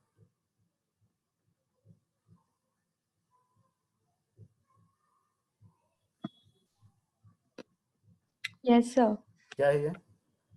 Sir, actually it's Flipkart, Amazon, AWS, Netflix, and Google. Flipkart, Amazon. One more company, you can take any big company. Adobe maybe. Adobe. Apple, Google, and for Netflix. it exactly it is or something, but Netflix. Yes, yes. So these are the companies, और ये इसी तरह से famous है। अभी आपको पता है ये लोग कैसे हायर करते हैं? किसी को जानना है क्या इसमें से किसी कंपनी में काम करने लायक कंपनियां है क्या? इस पे कर सकते हो क्या काम? Yes sir. करना चाहोगे? Yes sir. Of course sir. इसमें कॉन्फिडेंस चाहिए भाई, इसमें ऐसे नहीं आएगा, ऐसा धीरे धीरे बोल दोगे यस सर करके और हो जाएगा। लाएंगे ना कॉन्फिडेंस। हाँ, तो कैसे आएगा कॉन्फिडेंस? पहली चीज डिटर्मिनेशन चाहिए होता है, और दूसरी चीज होती है थोड़ी मेहनत। ठीक है, अभी ये जो कंपनी रहती है ना, ये जब भी इंटरव्यू लेती है, कभी चलो आपने बोल तो दिया जाना है इसमें, पर कभी देखा है कि हायर कैसे करती है? किसी को पता है क्या चीज ये पूछते हैं? Sir DSA. Sir mostly data structure strong होना चाहिए। Correct. And algorithms also. Correct. So DSA means data structure algorithm. तो ये डीएसए पूछते हैं। डीएसए में क्या पूछते हैं ये? डीएसए में ये पूछते हैं कि भाई हमारे पास एक पूरा अरे है, उस अरे के अंदर हम लोगों को ये ऐसा लिखा हुआ 2 8 6 समथिंग समथिंग। अब इसको मेरे को सॉर्ट करना है, तो सॉर्ट करने के लिए नॉर्मली हम लोग क्या करते हैं? लीनियर सॉर्टिंग करते हैं कि भाई ये 2 है, ये 8 है, 2 8 से छोटा है, तो इन दोनों को स्वाइप कर देंगे, फिर इसको इधर कर देंगे, फिर इसको उधर कर देंगे, ऐसे करके इसको सॉर्ट करने की कोशिश करते हैं। तो एज अ डेवलपर, अभी वापस में वही पॉइंट पे आता हूँ, एज अ डेवलपर आप लोग क्या करोगे? आप लोग तो बोलोगे ठीक है इसको सॉर्ट करना है तो सॉर्ट कर देंगे, हम लोग एक प्रोग्राम लिख देते हैं, उसके अंदर 10 बार इफ लूप लगा देंगे, 5 बार जो है एल्स लगा देंगे, 50 बार व्हाइल लगा देंगे, सॉर्ट कर देंगे समहाउ। ठीक है, 50 लाइन ऑफ कोड लिख के, 50 लाइन्स ऑफ और 100 लाइन्स ऑफ कोड लिख के सॉर्ट कर देंगे समहाउ हम लोग। तो आप बोलोगे हम तो प्रॉब्लम तो सॉल्व कर रहे हैं ना आपकी, बस उतना ही होनेगा, उससे ज्यादा हम नहीं कर सकते। बट वो एटीट्यूड नहीं चाहिए होता है इनको सॉर्ट तो करवाना होता है, बट सॉर्ट करवाने के साथ ये 2 चीजें मेजर करते हैं। पहला होता है time complexity, space complexity and space complexity. ये 2 चीजें देखते हैं। टाइम कॉम्प्लेक्सिटी मतलब बिग ओ नोटेशन होता है ना, वो देखते हैं ये, और कितना स्पेस ये ले रहा है ये देखते हैं। ये 2 चीजें जरूर देखते हैं। अब टाइम कॉम्प्लेक्सिटी का मतलब क्या हो गया कि जब आप इसकी सॉर्टिंग कर रहे हो, may be it's bubble sort, may be it's linear sort, may be it's any other sorting algorithm, तो हाँ, तो ये कितनी जल्दी इसको सॉर्ट करता है वो जरूरी है। क्यों जल्दी क्यों जरूरी है? अरे भाई जल्दी इसलिए जरूरी है कि इनको भी बिग बिलियन सेल लॉन्च करनी है अपनी, और बिग बिलियन सेल में आपने एक पेन ड्राइव खरीदा फ्लिपकार्ट के ऊपर, अरे वो अच्छे खासे डिस्काउंट पे मिल रहा था, आपने इसको चेकआउट किया, और चेकआउट करने के बाद ऑर्डर किया, और ऑर्डर करने के बाद ये चक्री घूम रही है अगर, और ये बुक नहीं होगा तो उससे पहले आपका ऑर्डर बुक होने से पहले कोई और ले जाएगा, कोई और से पहले कोई और ले जाएगा। तो ये जो है ये तो बड़ा प्रॉब्लम वाला काम है, और ऐसा होता होगा जब आप रेडमी वगैरह की सेल में भी देखते होंगे। तो ये प्रॉब्लम्स है, और इसको सॉल्व करने के लिए क्या करना है कि भाई हमको तो ये जो पूरा प्रोसेसिंग जो पीछे पीछे जो घूमता रहता है, इसको जल्दी खत्म करना है, मतलब जल्दी जल्दी प्रोसेस करवाना है। And that's why they need time complexity to be reduced, space complexity to be reduced, processing to be done faster. और वहाँ पे इस चीज़ का बहुत बहुत इंपॉर्टेंस है, और हर कंपनी में होता है actually, because that cost a server. तो अभी आप लोग बोलेंगे अरे ये ज़्यादा टाइम ले रहा है, ठीक है 2 सर्वर और लगा दो यार, 5 लगाए हैं 2 और लगा दो, क्या जा रहा है तुम्हारा? नहीं, ये नहीं करना है हमको, क्योंकि सर्वर ही हमेशा सॉल्यूशन नहीं होता, हार्डवेयर ही हमेशा सॉल्यूशन नहीं होता, और कहाँ तक सर्वर लगाओगे? तो इसलिए होता है कोड ऑप्टिमाइजेशन। ठीक है, तो code optimization is a very very important topic और very very important thing. So if you are targeting some of the big organization, so उनमें आज भी इंटरव्यूज के अंदर यही चीजें बहुत ज्यादा पूछी जाती है। ठीक है, सो pay attention to DSA. Correct. चूंकि हमारे इस प्रोग्राम का स्कोप बहुत लिमिटेड है, so will not be able to cover up the concepts of DSA a lot, but उसमें से डीएसए तो नहीं कवर कर पाऊंगा मैं, बट टाइम कॉम्प्लेक्सिटी थोड़ा रिड्यूस करने के लिए, थोड़ा सा तेज चीजें चलाने के लिए एक छोटा डेमोन्स्ट्रेशन जरूर दे पाऊंगा मैं आपको, जो कि I am sure it will be pretty interesting one. और वो जो चीज होती है ना, एक तो सॉर्टिंग एल्गोरिदम होते हैं, दूसरा हम लोग क्या कर सकते हैं, multi threading and multi processing कर सकते हैं। तो मल्टी थ्रेडिंग क्या होता है? नाउ मल्टी थ्रेडिंग मतलब एक ऐसी चीज होती है जिसके अंदर अभी आपको कुछ चीज करनी है। तो एक तो ये काम होता है कि भाई हमको कुछ प्रिंट करना है। अगेन मैं प्रिंट पे आ रहा हूँ। प्रिंट मतलब प्रिंट ही नहीं करते हर बार, प्रिंट की जगह आप कोई मैथमेटिकल ऑपरेशन कर सकते हैं, प्रिंट की जगह आप कोई दूसरा फंक्शन कॉल कर सकते हैं, प्रिंट की जगह आप कोई एल्गोरिदम कॉल कर सकते हैं। We are just taking it as a print for the sake of simplicity, ताकि आप लोग समझ पाओ कि हम लोग क्या करना चाह रहे हैं पीछे, आप लोग कोड की कॉम्प्लेक्सिटी में ना फंस के आप लोग कंसेप्ट को समझ पाओ, इसलिए हम लोग प्रिंट का यूज करते हैं। तो आपने मान लो प्रिंट 1 किया, देन प्रिंट 2 किया, देन यहाँ पे प्रिंट 3 किया। Anybody, if I run the code, anybody can show me the output? Sir 1 2 3 हाँ 1 2 3 करेक्ट, ऐसा आना चाहिए। मतलब क्या होता है, जब भी हमारा प्रोग्राम रन होता है, पाइथन रन होता है, तो इट रन सिक्वेंशियली। तो पहले ये होगा, फिर इसके बाद दूसरा होगा, एंड देन उसके बाद तीसरा रन होगा। इसलिए 1 पहले प्रिंट से हमको मिलेगा 1, दूसरे प्रिंट से we are going to get 2 and then finally going to get 3। पर सर न्यू लाइन में आएगा ना? हाँ वो ठीक है, न्यू लाइन में आपको लेना, न्यू लाइन में ले लो, मैं जस्ट अभी शो करना चाह रहा हूँ कि क्या होगा। ठीक है, अब इसी तरह से अगर मैंने यहाँ पे एक डिले फंक्शन लगा दिया या टाइम डॉट स्लीप लगा दिया, वो क्या होता है कि वो प्रोसेसिंग को उतने टाइम के लिए डिले कर देता है या स्लीप कर देता है जब जितना आपने यहाँ पे लिखा है। जैसे मैंने 1 लगा दिया, तो टाइम डॉट स्लीप एंड 1, इसका मतलब क्या हो गया कि 1 सेकेंड के लिए वेट करो। यहाँ पे भी delay for 1 second, and then यहाँ पे भी डिले फॉर 1 सेकेंड। ठीक है, और अब मैंने टाइम मेजर किया, जब यहाँ पे हमने रन किया था तब टाइम क्या हो रहा था, और अब यहाँ पे मेजर किया तब टाइम क्या हो रहा था। तो कोई मुझे बता पाएगा कि ये पूरा रन होने में कितना टाइम लगेगा, पूरा एग्जीक्यूशन में कितना टाइम लगेगा? तो जितना हम तीनों को डिले करेंगे सर उसका सम। तो अभी हमने कितना डिले किया है? 3 3 सेकेंड। तो टोटल रन होने में मे बी 3.02 और समथिंग कुछ सेकंड लगेगा, क्योंकि 3 का तो हमने डायरेक्ट डिले ही मारा है, और बाकी इनके एग्जीक्यूशन में 0.2 सेकंड या जितना भी लगना है, तो 3.2 सेकंड समथिंग कुछ लगेगा, and then output will be 1 2 and 3, ऐसा करके आएगा। ठीक है, तो 3 सेकंड तो आपको वेट करना ही है, क्योंकि जब तक ये पूरा कंप्लीट नहीं हो जाता तब तक ये नहीं जाएगा, और जब तक ये कंप्लीट नहीं हो जाता तब तक ये नहीं जाएगा। यही हमारे लिए सबसे बड़ी प्रॉब्लम है। क्यों भाई, ऐसी क्यों प्रॉब्लम हो गई आपको?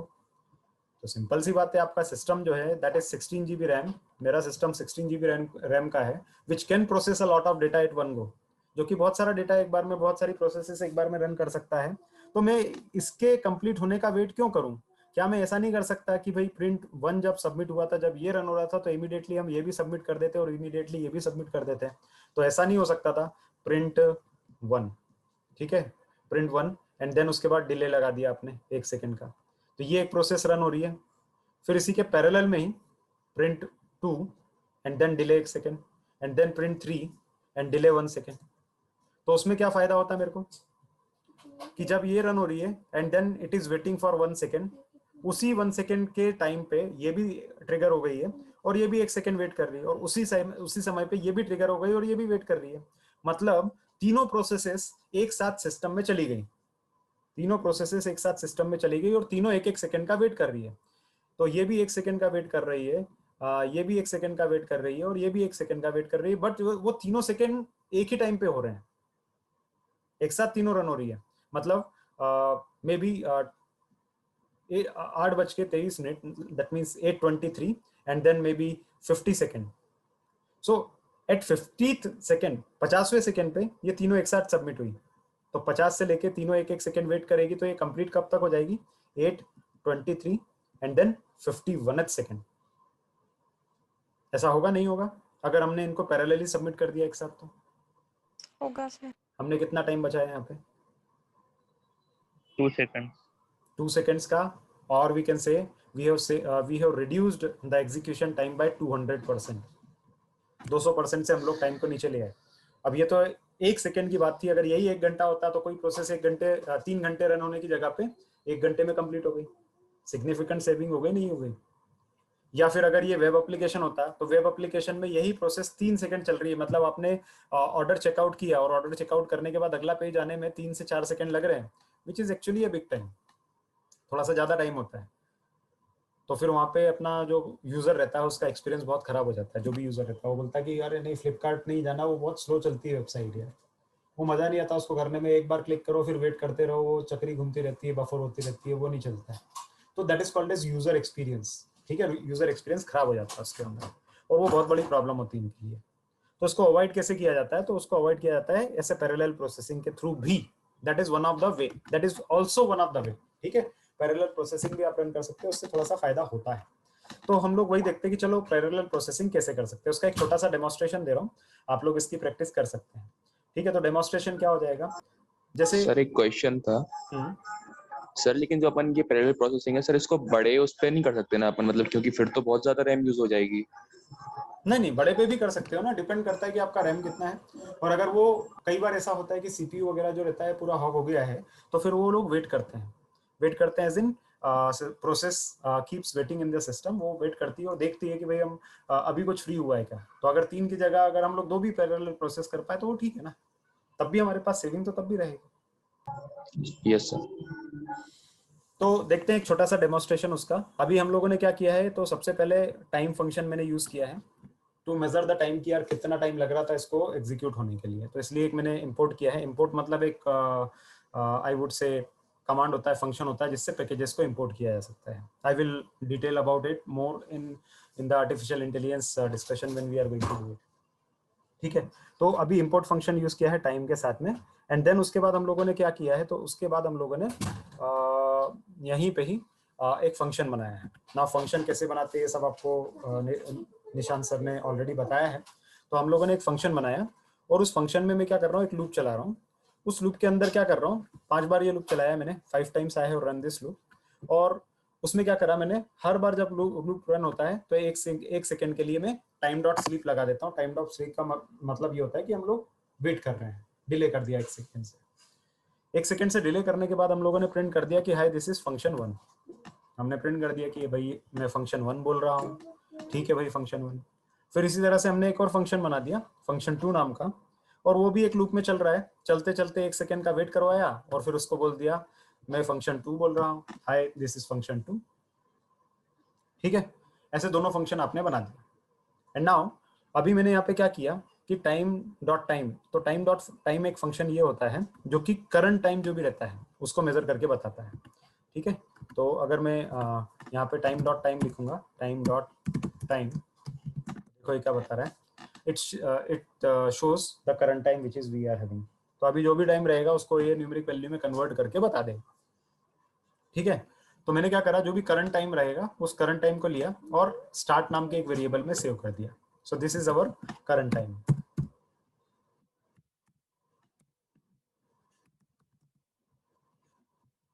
This is our current time जो था हमारा यहाँ पे आ गया।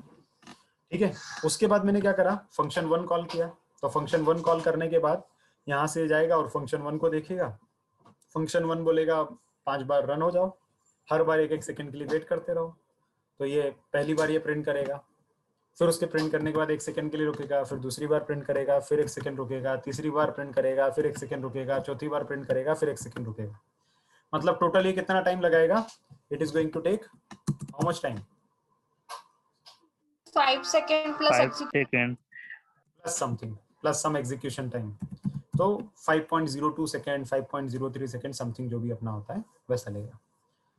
फिर उसके बाद क्या होगा, अब चूंकि ये पूरा की पूरा जो है वो सीक्वेंशियल प्रोसेसिंग होने वाला है, तो फंक्शन 2 जब रन होगा तो यहाँ पे आएगा अगेन से वही सब चीजें वापस से शुरू होगी कि 1 सेकेंड वेट किया फिर रन हुआ, फिर 1 सेकेंड वेट किया फिर रन हुआ, फिर 1 सेकेंड वेट किया फिर रन हुआ, फिर 1 सेकेंड वेट किया फिर रन किया।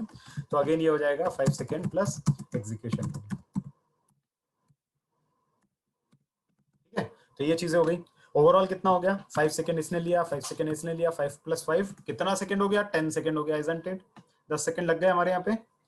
अब 10 सेकेंड लगने के बाद हमने क्या करा कि जो भी हमारा स्टार्ट टाइम था और करंट टाइम, ये तो करंट टाइम बताता है। अब ये हमारे पास अगर करंट टाइम है तो ये जो रहेगा करंट टाइम प्लस 10 सेकेंड हो जाएगा, या जितना भी टाइम इस पूरी प्रोसेस में लगा है वो टाइम यहाँ पे आ जाएगा। मतलब आपने अगर ये अपना एक्सपेरिमेंट शुरू किया था 8:30 पर 8:30 पर, तो ये जो रहेगा 8:30 एंड देन 10 सेकेंड ऐसा करके टाइम हो जाएगा, यानी टोटल इतना टाइम हमारे पास हो जाएगा ये।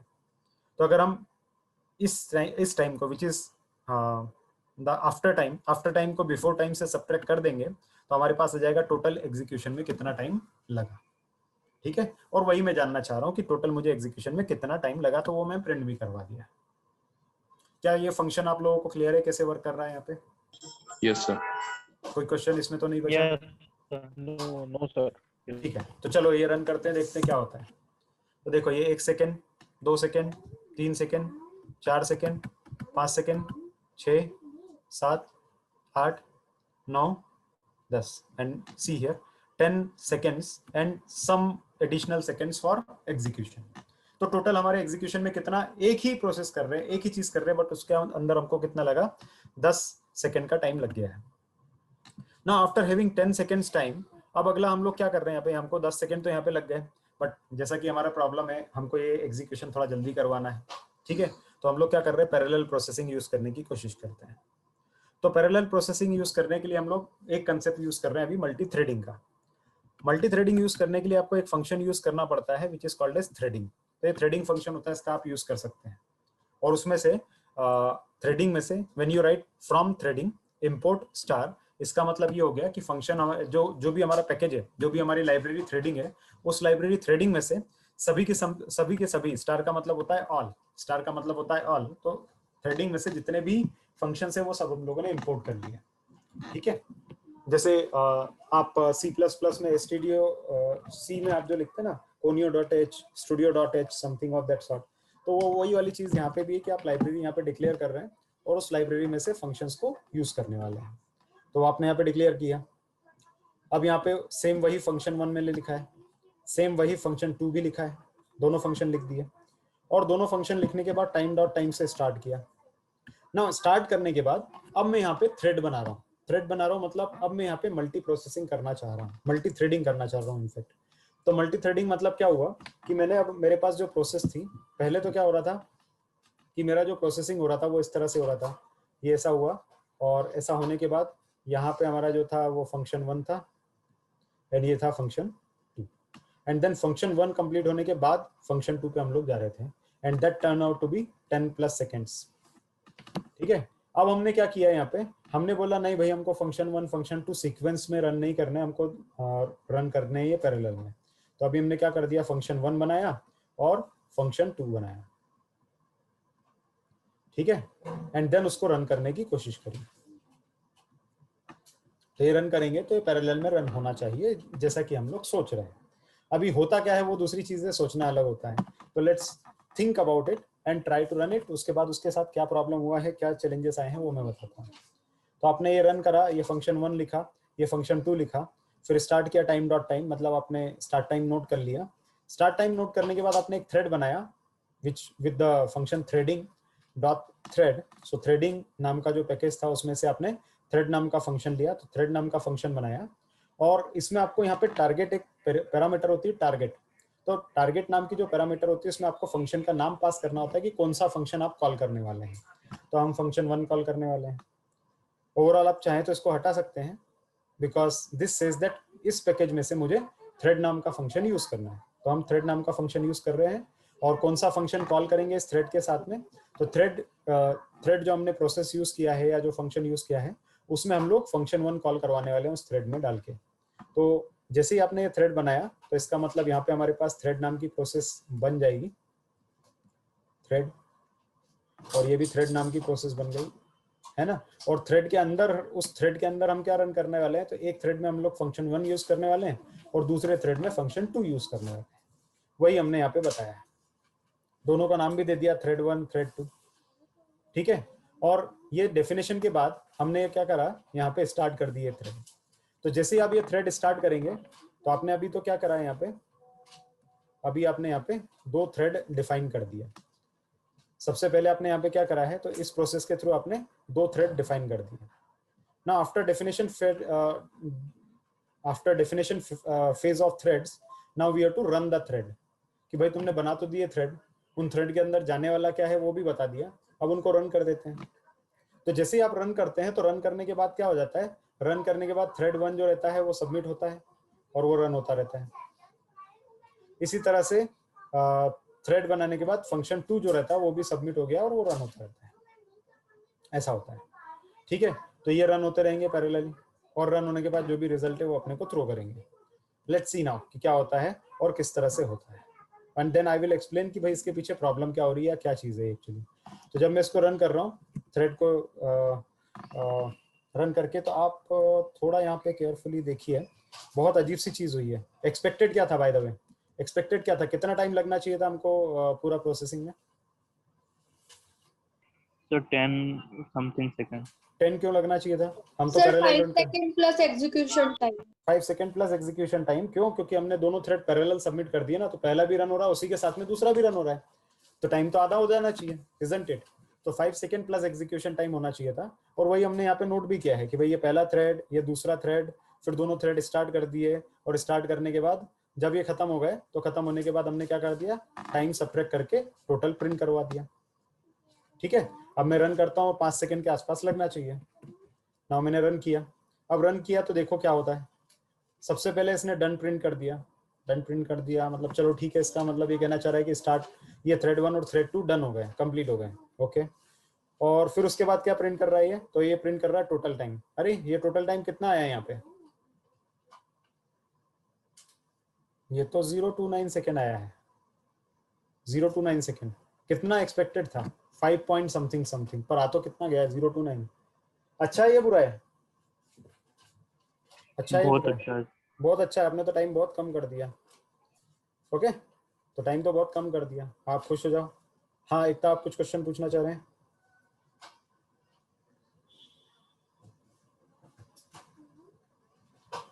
एकता, you have raised the hand. Yes sir, एक बार फिर से समझ में आता है। ठीक है, मैं रिपीट करता हूँ। तो मैंने क्या बताया अभी आपको कि हमारे पास दो फंक्शन थे, अभी तक वो पैरेलल में चलते थे, सीरीज में चलते थे। तो सीरीज में चलने की जगह आपने क्या करा, दो थ्रेड डिफाइन करे। ठीक है, डिफाइन करने के लिए क्या होता है? तो डिफाइन करने के लिए थ्रेड नाम का फंक्शन होता है, और इस फंक्शन के अंदर आपको क्या लिखना पड़ता है कि भाई इसके थ्रू हम कौन से फंक्शन को या क्या प्रोसेस कॉल करेंगे, इसके पीछे होगा क्या। ये तो थ्रेड की डेफिनेशन है कि आपने बता रहे हो कि भाई मैं दो थ्रेड ओपन करने वाला हूँ, T1 और T2।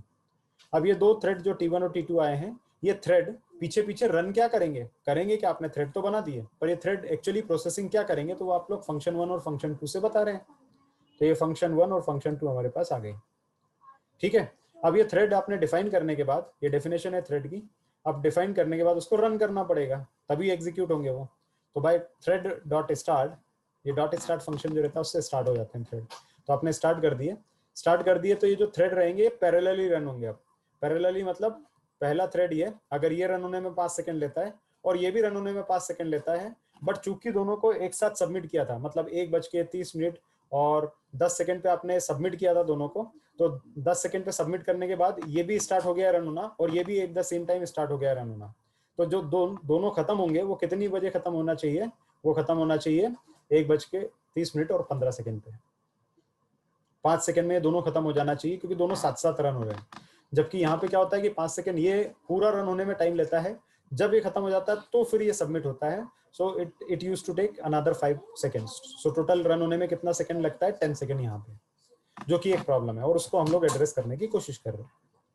ठीक है Ekta, is it clear? Ekta confirm करें।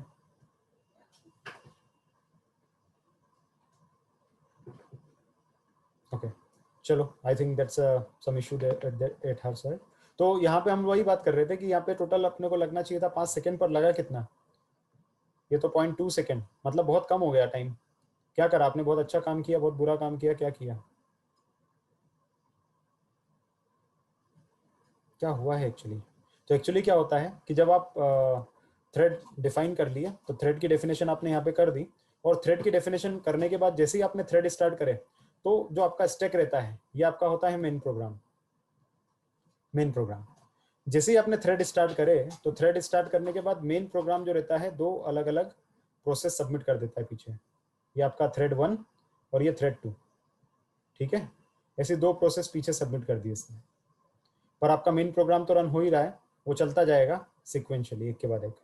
तो यहाँ पे जैसे ही आपने थ्रेड डॉट स्टार्ट लिखा, या थ्रेड डॉट स्टार्ट ने एक नया थ्रेड शुरू कर दिया या नया प्रोसेस शुरू कर दिया, इसने अपना अलग प्रोसेस शुरू कर दिया, और ये दोनों प्रोसेस जो है वो बैकग्राउंड में सबमिट हो गए, बैकग्राउंड में सबमिट हो गए। ठीक है, ये दोनों जो है वो बैकग्राउंड में सबमिट हो गए हैं। और जैसे ये सबमिट करा, तो जो अपना मेन वाला जो प्रोग्राम था, ये दोनों सबमिट कर दिए, ये अलग हो गए। फिर उसके बाद क्या होता है, इमीडिएटली अपना जो प्रोग्राम रहता है वो अगली वाली स्टेज पे चला जाता है। मतलब ये तो सबमिट करके उसने छोड़ दिया, अब ये एग्जीक्यूट करता है, और इमीडिएटली एग्जीक्यूट करता है हमारा सिस्टम या हमारा मेन प्रोसेस इन दोनों के फिनिश होने का वेट नहीं करता। रिपीटिंग इट अगेन, जैसे ही आपने थ्रेड स्टार्ट करे तो इसने सबमिट कर दिया, और सबमिट करने के बाद अब हमारा मेन प्रोसेस इन दोनों के फिनिश होने का वेट नहीं करता है, नहीं करता है। इसका मतलब ये सबमिट हो चुके हैं, ये रन होने में 5 सेकंड लेंगे, तो आप अपना टाइम लीजिए 5 सेकंड का, हम आपका वेट नहीं कर रहे हैं, हम आगे जा रहे हैं। ठीक है, तो ये आगे सबमिट होना शुरू हो जाता है और प्रोसेस होता जाता है। इसीलिए यहाँ पे आपको 0.29 सेकंड दिखा है। तो ये जो 0.29 सेकंड दिखा है, इससे खुश होने की बिल्कुल जरूरत नहीं है। इसका सिर्फ और सिर्फ इतना ही मतलब है कि ये दोनों लाइन एग्जीक्यूट नहीं हुई है, ये जस्ट लाइन सबमिट हुई है। ये थ्रेड तो अभी भी बैकग्राउंड में चल रहे हैं और हम आगे बढ़ गए हैं।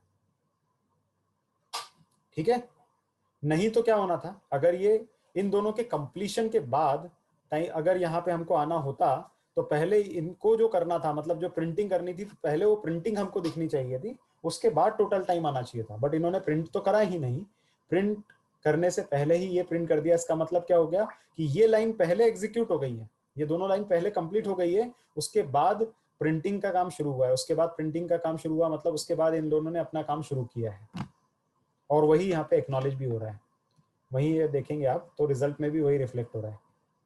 रिजल्ट भी आप देखो, रिजल्ट में क्या हुआ, पहले डन प्रिंट कर दिया, फिर ये प्रिंट कर दिया, उसके बाद ये प्रिंटिंग का काम इसने शुरू किया। मतलब ये पीछे पीछे रन हो रहे हैं, ये खत्म होने के बाद भी ये रन हो रहे हैं। ये खत्म हो गई प्रोसेस, एक बार ये प्रिंट किया मतलब प्रोसेस खत्म, बट प्रोसेस फिनिश होने के बाद भी ये रन हो रहा है। Right, am I clear here? और ये एक प्रॉब्लम है सर। अगर प्रिंट वाला स्टेटमेंट अगर टोटल के ऊपर लिखते हैं तो भी ऐसा ही होगा? ये वाला? Yes sir. ये टोटल के ऊपर अगर आप लिख दोगे तो क्या प्रिंट करवाना चाहते हो? प्रिंट टोटल, बट टोटल तो आपने बनाया ही नहीं, तो यहाँ तो एरर आ जाएगा ना। अच्छा, यस सर। सिंपल सी मैं बात बताता हूँ, रुको। ये देखो, टोटल क्यों पहले दे रहा है, ये मुझे भी समझ नहीं आया। टोटल इसको देना ही नहीं चाहिए था, एरर देना चाहिए था। Why it is giving total first? Ideally output आना ही नहीं चाहिए था, क्यों आ रहा है आई एम नॉट श्योर। ठीक है, बट आइडिया यही है कि इसके अंदर क्या होगा कि जैसे ही आप सबमिट करोगे, मतलब मान लो यहाँ पे अभी क्या था कि ये पूरा प्रोसेस करने के बाद आपके पास एक आउटपुट आता 5। ठीक है, कुछ भी आप कैलकुलेशन करते हैं उसका आउटपुट आता 5 और इसका आउटपुट आता 10। और अभी हमको फाइनली क्या करना था कि जो भी आउटपुट आ रहा है 5 + 10, उससे हमको बनाना था 15। तो 15 कैसे बनता था? नहीं बन पाता था जब तक कि हमको आउटपुट नहीं मिलेगा, और हम डायरेक्ट यहाँ पे आ जाएंगे तो वो एरर दे देगा। राइट, तो वो प्रॉब्लम था जिसको एड्रेस करना है। हाँ, अभी कोई कुछ क्वेश्चन पूछना चाह रहा था? ये सर यहाँ पर हमने फंक्शन जो डिफाइन किए हैं, अगर उसमें कोई मैथमेटिकल एक्सप्रेशन होता और उसका वेरिएबल को प्रिंट करवाना होता तो और अगर वो नहीं होता था, क्योंकि मतलब प्रिंट तो हो जाते हैं, बट यहाँ पे अगर आपको वो करना होता कि जैसे पहला फंक्शन कॉल किया, उसका आउटपुट हमारे पास आता 5 और दूसरे फंक्शन का आउटपुट आता हमारे पास 10, तो टोटल हमको यहाँ पे जो टोटल था उसमें करना था टोटल इज इक्वल टू 5 + 10। तो जब ये करने जाते तो वो सिस्टम बोल देता हमारे पास अभी ये वेरिएबल अवेलेबल नहीं है। क्यों? क्योंकि वो अभी भी एग्जीक्यूट ही हो रहे हैं, तो वो प्रॉब्लम आती है अपने पास में। ठीक है, या वो काम सही से नहीं हो पाता अगर एरर नहीं भी होता तो वो चीज़ अवॉइड करनी है। तो अवॉइड अभी क्या करना है हमको? अवॉइड यहाँ पे ये करना है कि जब ये सबमिट हुआ है तो सबमिट होने के बाद हमारे सिस्टम को वेट करना चाहिए इसके और इसके खत्म होने का। जब ये दोनों फिनिश हो जाए तभी हमारे पास अगली स्टेज आनी चाहिए। ठीक है, that is the idea. Clear? तो चलो वो देख लेते हैं वो कैसे कर सकते हैं। तो उसके लिए हमारे पास क्या होता है, उसके लिए हमारे पास सेम सब कुछ वही लिखना है, कुछ चेंज नहीं है, सिर्फ और सिर्फ एक ही चीज़ यहाँ पे चेंज करनी है और वो है ज्वाइन। तो स्टार्ट करने के बाद जब आप ज्वाइन का यूज़ करते हैं तो ज्वाइन क्या करता है, ज्वाइन वेट करता है जब तक कि ये ख़त्म ना हो जाए, जब तक T1 ख़त्म ना हो जाए, और तब जब तक T2 ख़त्म ना हो जाए तब तक वेट करते रहो। जब आप लिख रहे हैं T1 ज्वाइन और T2 डॉट ज्वाइन, इसका मतलब यही है कि अगली ये वाली चीज़ और ये वाली चीज़ तभी एग्जीक्यूट हो जब ये दोनों खत्म हो जाए, T1 भी खत्म हो जाए और T2 भी खत्म हो जाए। क्लियर है ज्वाइन का यूज क्या है? सर सर यहाँ पे ये आउटपुट में कभी सर लाइन चेंज होने के बाद आ रही है, कभी एक ही लाइन में आ रहा है दोनों फंक्शन का। वो अलग कमाल है, वो अलग कमाल है। उसके अंदर क्या मल्टी थ्रेडिंग कर रहे हो ना, तो जब आपने फंक्शन 1 लिखा और फंक्शन 2 लिखा और यहाँ पे आपका कंसोल है जिस पे प्रिंट करना है, तो क्या हुआ कि जब आपका फंक्शन 1 एग्जीक्यूट हुआ तो उसने बोला जाओ कंसोल पे और लिखो क्या, आई एम फंक्शन 1। ठीक है भाई, इसने लिख दिया। फिर इसकी बारी आएगी तो ये लिखेगा आई एम फंक्शन 1। अब चूंकि दोनों पैरेलल में रन हो रहे हैं तो क्या हुआ, कुछ कुछ ऐसे केसेस भी हो सकते हैं जब दोनों एक साथ बोले जाओ तुम लिखो, ये बोले जाओ तुम लिखो, तो दोनों में कोलिजन हो जाएगा और कोलिजन होने के बाद दोनों एक साथ कंसोल पे लिख देते हैं, तो इसलिए दोनों एक वन आफ्टर अनदर आ जाता है ऐसा। तो सर किसी में सर फंक्शन तो 2 सर ये तो पहले आया इशू है। होगा ना हमारे लिए। हाँ हाँ ये भी हो सकता है, तो उसके लिए क्या करो, डिले रखो, टाइम को थोड़ा सा एडजस्ट कर दो कि पहला जो है वो 1 सेकंड के लिए वेट कर रहा है, दूसरा 1.2 सेकंड के लिए वेट कर रहा है। बट ये कोलाइजन हमेशा पॉसिबल है होने के लिए, क्योंकि ये मल्टी थ्रेडिंग है ना, ऐसा ऐसा हो रहा है, ये तो लाइक नॉब चल रहा है कि जाओ तुम लिख के आओ, जाओ तुम लिख के आओ, दोनों एक साथ रन हुए हैं तो दोनों में रेस भी हो सकती है। अब चूंकि जब सबमिट किया था तो सबमिट में ये थोड़ा सा पहले आया था, fraction of second, nano second पहले सबमिट हुआ था और ये नैनो सेकंड बाद सबमिट हुआ था, तो आइडियली इसको थोड़ा सा पीछे चलना चाहिए, बट चूंकि ये ऐसे ऐसे ऐसे ऐसे मशीन चल रही है तो उस मशीन में हो सकता है कि ये दोनों एक साथ कभी कभी ट्रिगर कर जाए, तो ये पॉसिबल है,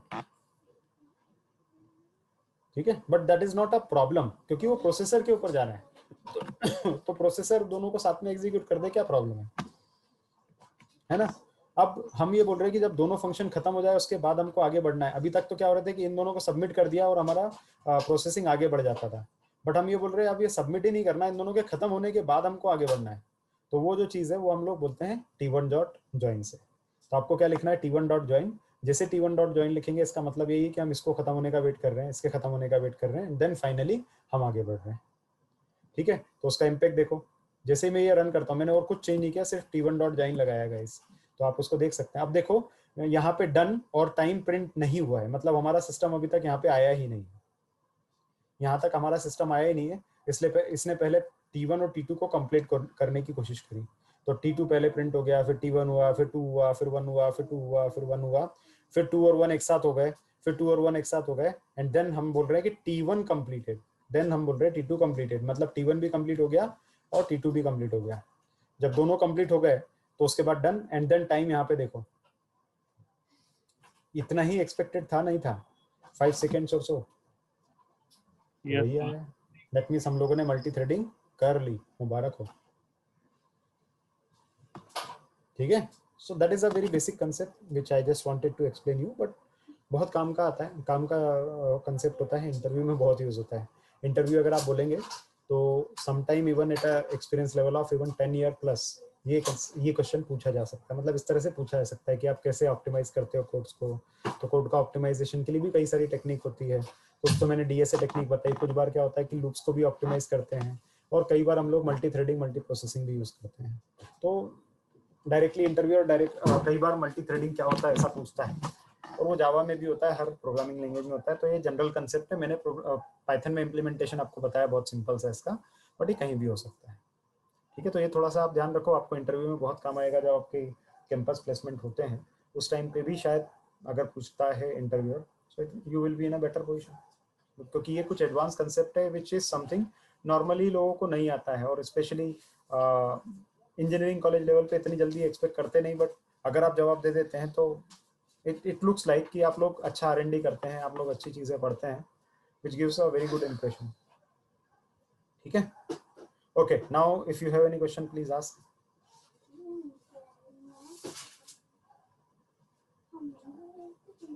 Now we are at the very last area of the session, so if you have any question you can ask। आपको कोई क्वेश्चन हो, एकता पूछिए। सर मैंने सेम कोड लिखा है, लेकिन सर उसमें थ्रेडिंग वाले का आउटपुट में टाइम ज्यादा लग रहा है। कैसे टाइम ज्यादा लग रहा है यहाँ पे? यहाँ की बात कर रहे हैं? नहीं सर, थ्रेडिंग वाला कोड जो पहले सेकंड वाला रन किया था, किसने किसको टाइम ज्यादा लगा, आपको कि मतलब यहाँ की बात? मैंने सिस्टम पे रन किया। कितना सेकंड लगा उसमें? उसमें सर नॉन थ्रेडिंग वाले में 10.09 था और थ्रेडिंग वाले में 10.108। ऐसे कैसे आपने मेजर कर लिया अगर इस कोड के थ्रू कर रहे हैं? इसमें तो टाइम ही सबसे पहले दिखा देता है। अरे ये वेरिएबल मेरे इसमें आउटपुट अलग है सर। नहीं, वो वेरिएबल आपने रीसेट नहीं किए होंगे, एक्चुअली ये वेरिएबल का प्रॉब्लम चल रहा है। मैंने भी देखो यहाँ पे वेरिएबल क्लियर नहीं करा तो पुराना वेरिएबल ही दिखा रहा है, तो पहले तो टोटल को आपको 0 देना पड़ेगा। अच्छा, इसलिए यहाँ पे ये प्रिंट कर रहा था let assign total is equal to 0। Initialise करना पड़ेगा ना, नहीं तो पुरानी वैल्यू लेके आ रहा है, ग्लोबल वेरिएबल लोकल वेरिएबल। अरे यार वो एक्चुअली क्या है, टोटल प्रिंट तो किया नहीं सर आपने? ये जो है ना यहाँ पे अभी थोड़ा प्रॉब्लम ये चल रहा है कि ये ग्लोबल लोकल वेरिएबल का है, तो मैंने ये पीछे वाला कोड अभी रन कर दिया ना, तो उसके इम्पैक्ट ये यहाँ पे ले रहा है। हाँ एनीवेज सर शायद रीस्टार्ट अच्छा, करें टोटल तो प्रिंट नहीं किया, नहीं प्रिंट नहीं किया, somebody was saying correct total.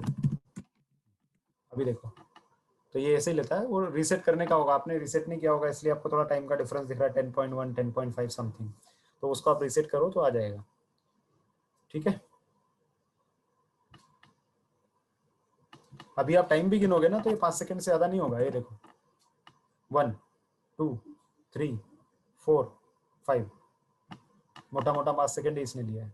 ठीक है, अभी मैं देखो इसी पेज से यहाँ पे काउंटिंग करता हूँ तो ये 5 में कंप्लीट नहीं होगा। 1 2 3 4 5 6 7 8 9 10, करेक्ट। तो काउंटिंग भी अगर आप देख रहे हैं तो ये 10 तक काउंटिंग पूरा करने देता है। तो इट सेज दो ये मैं यहाँ पे मैं टाइम मेजर नहीं कर रहा हूँ, फिर भी मोटा मोटा 5 तक काउंटिंग में कंप्लीट हो जाता है। ठीक है, और कुछ क्वेश्चन है? Any other question guys? But sir अलग वेरिएबल लेके भी वो टाइम ज्यादा बता रहा थ्रेडिंग वाला। नहीं ऐसा नहीं होगा, आप कहीं गलती कर रहे होंगे। ठीक है सर कोड शेयर ठीक है। Now today we are very extended one, 20 minute से ऑलरेडी हमने ओवर टाइम किया है, so you can share your code to Nishant sir और me on the group, will see it कि क्या होता है उसमें, कुछ प्रॉब्लम रहेगी हम सॉल्व कर देंगे। ठीक है, उसका स्क्रीनशॉट लेके भेज दो कोड का तो बता देंगे कुछ प्रॉब्लम रहेगी तो। ठीक है, निशांत सर भी ग्रुप पे हैं और मैं भी हूँ, हम दोनों में से किसी को भी कर दो, आप सॉल्व कर देंगे। ठीक है, any other problem guys? Okay, so हम यहीं पे अभी रुकते हैं। नाउ इट्स थर्सडे, कल यानी फ्राइडे को I will probably start a topic on data science और मशीन लर्निंग। ठीक है, उसमें से कोई टॉपिक लेंगे और उसको थोड़ा एक्सप्लेन करेंगे कैसे वर्क करता है। मीनवाइल आप लोग अपना प्रोजेक्ट का प्रिपरेशन शुरू कीजिए and start doing the grouping and then start deciding the project as well. ठीक है, कल के टॉपिक के बाद you will be getting clarity कि क्या कर सकते हो, कौन सा प्रोजेक्ट बना सकते हो एंड सो ऑन। ठीक है, चलो, thank you and have a good night guys, right? If you have any question, any confusion or something, you can get in touch with us. All right, thank you all and have a great night.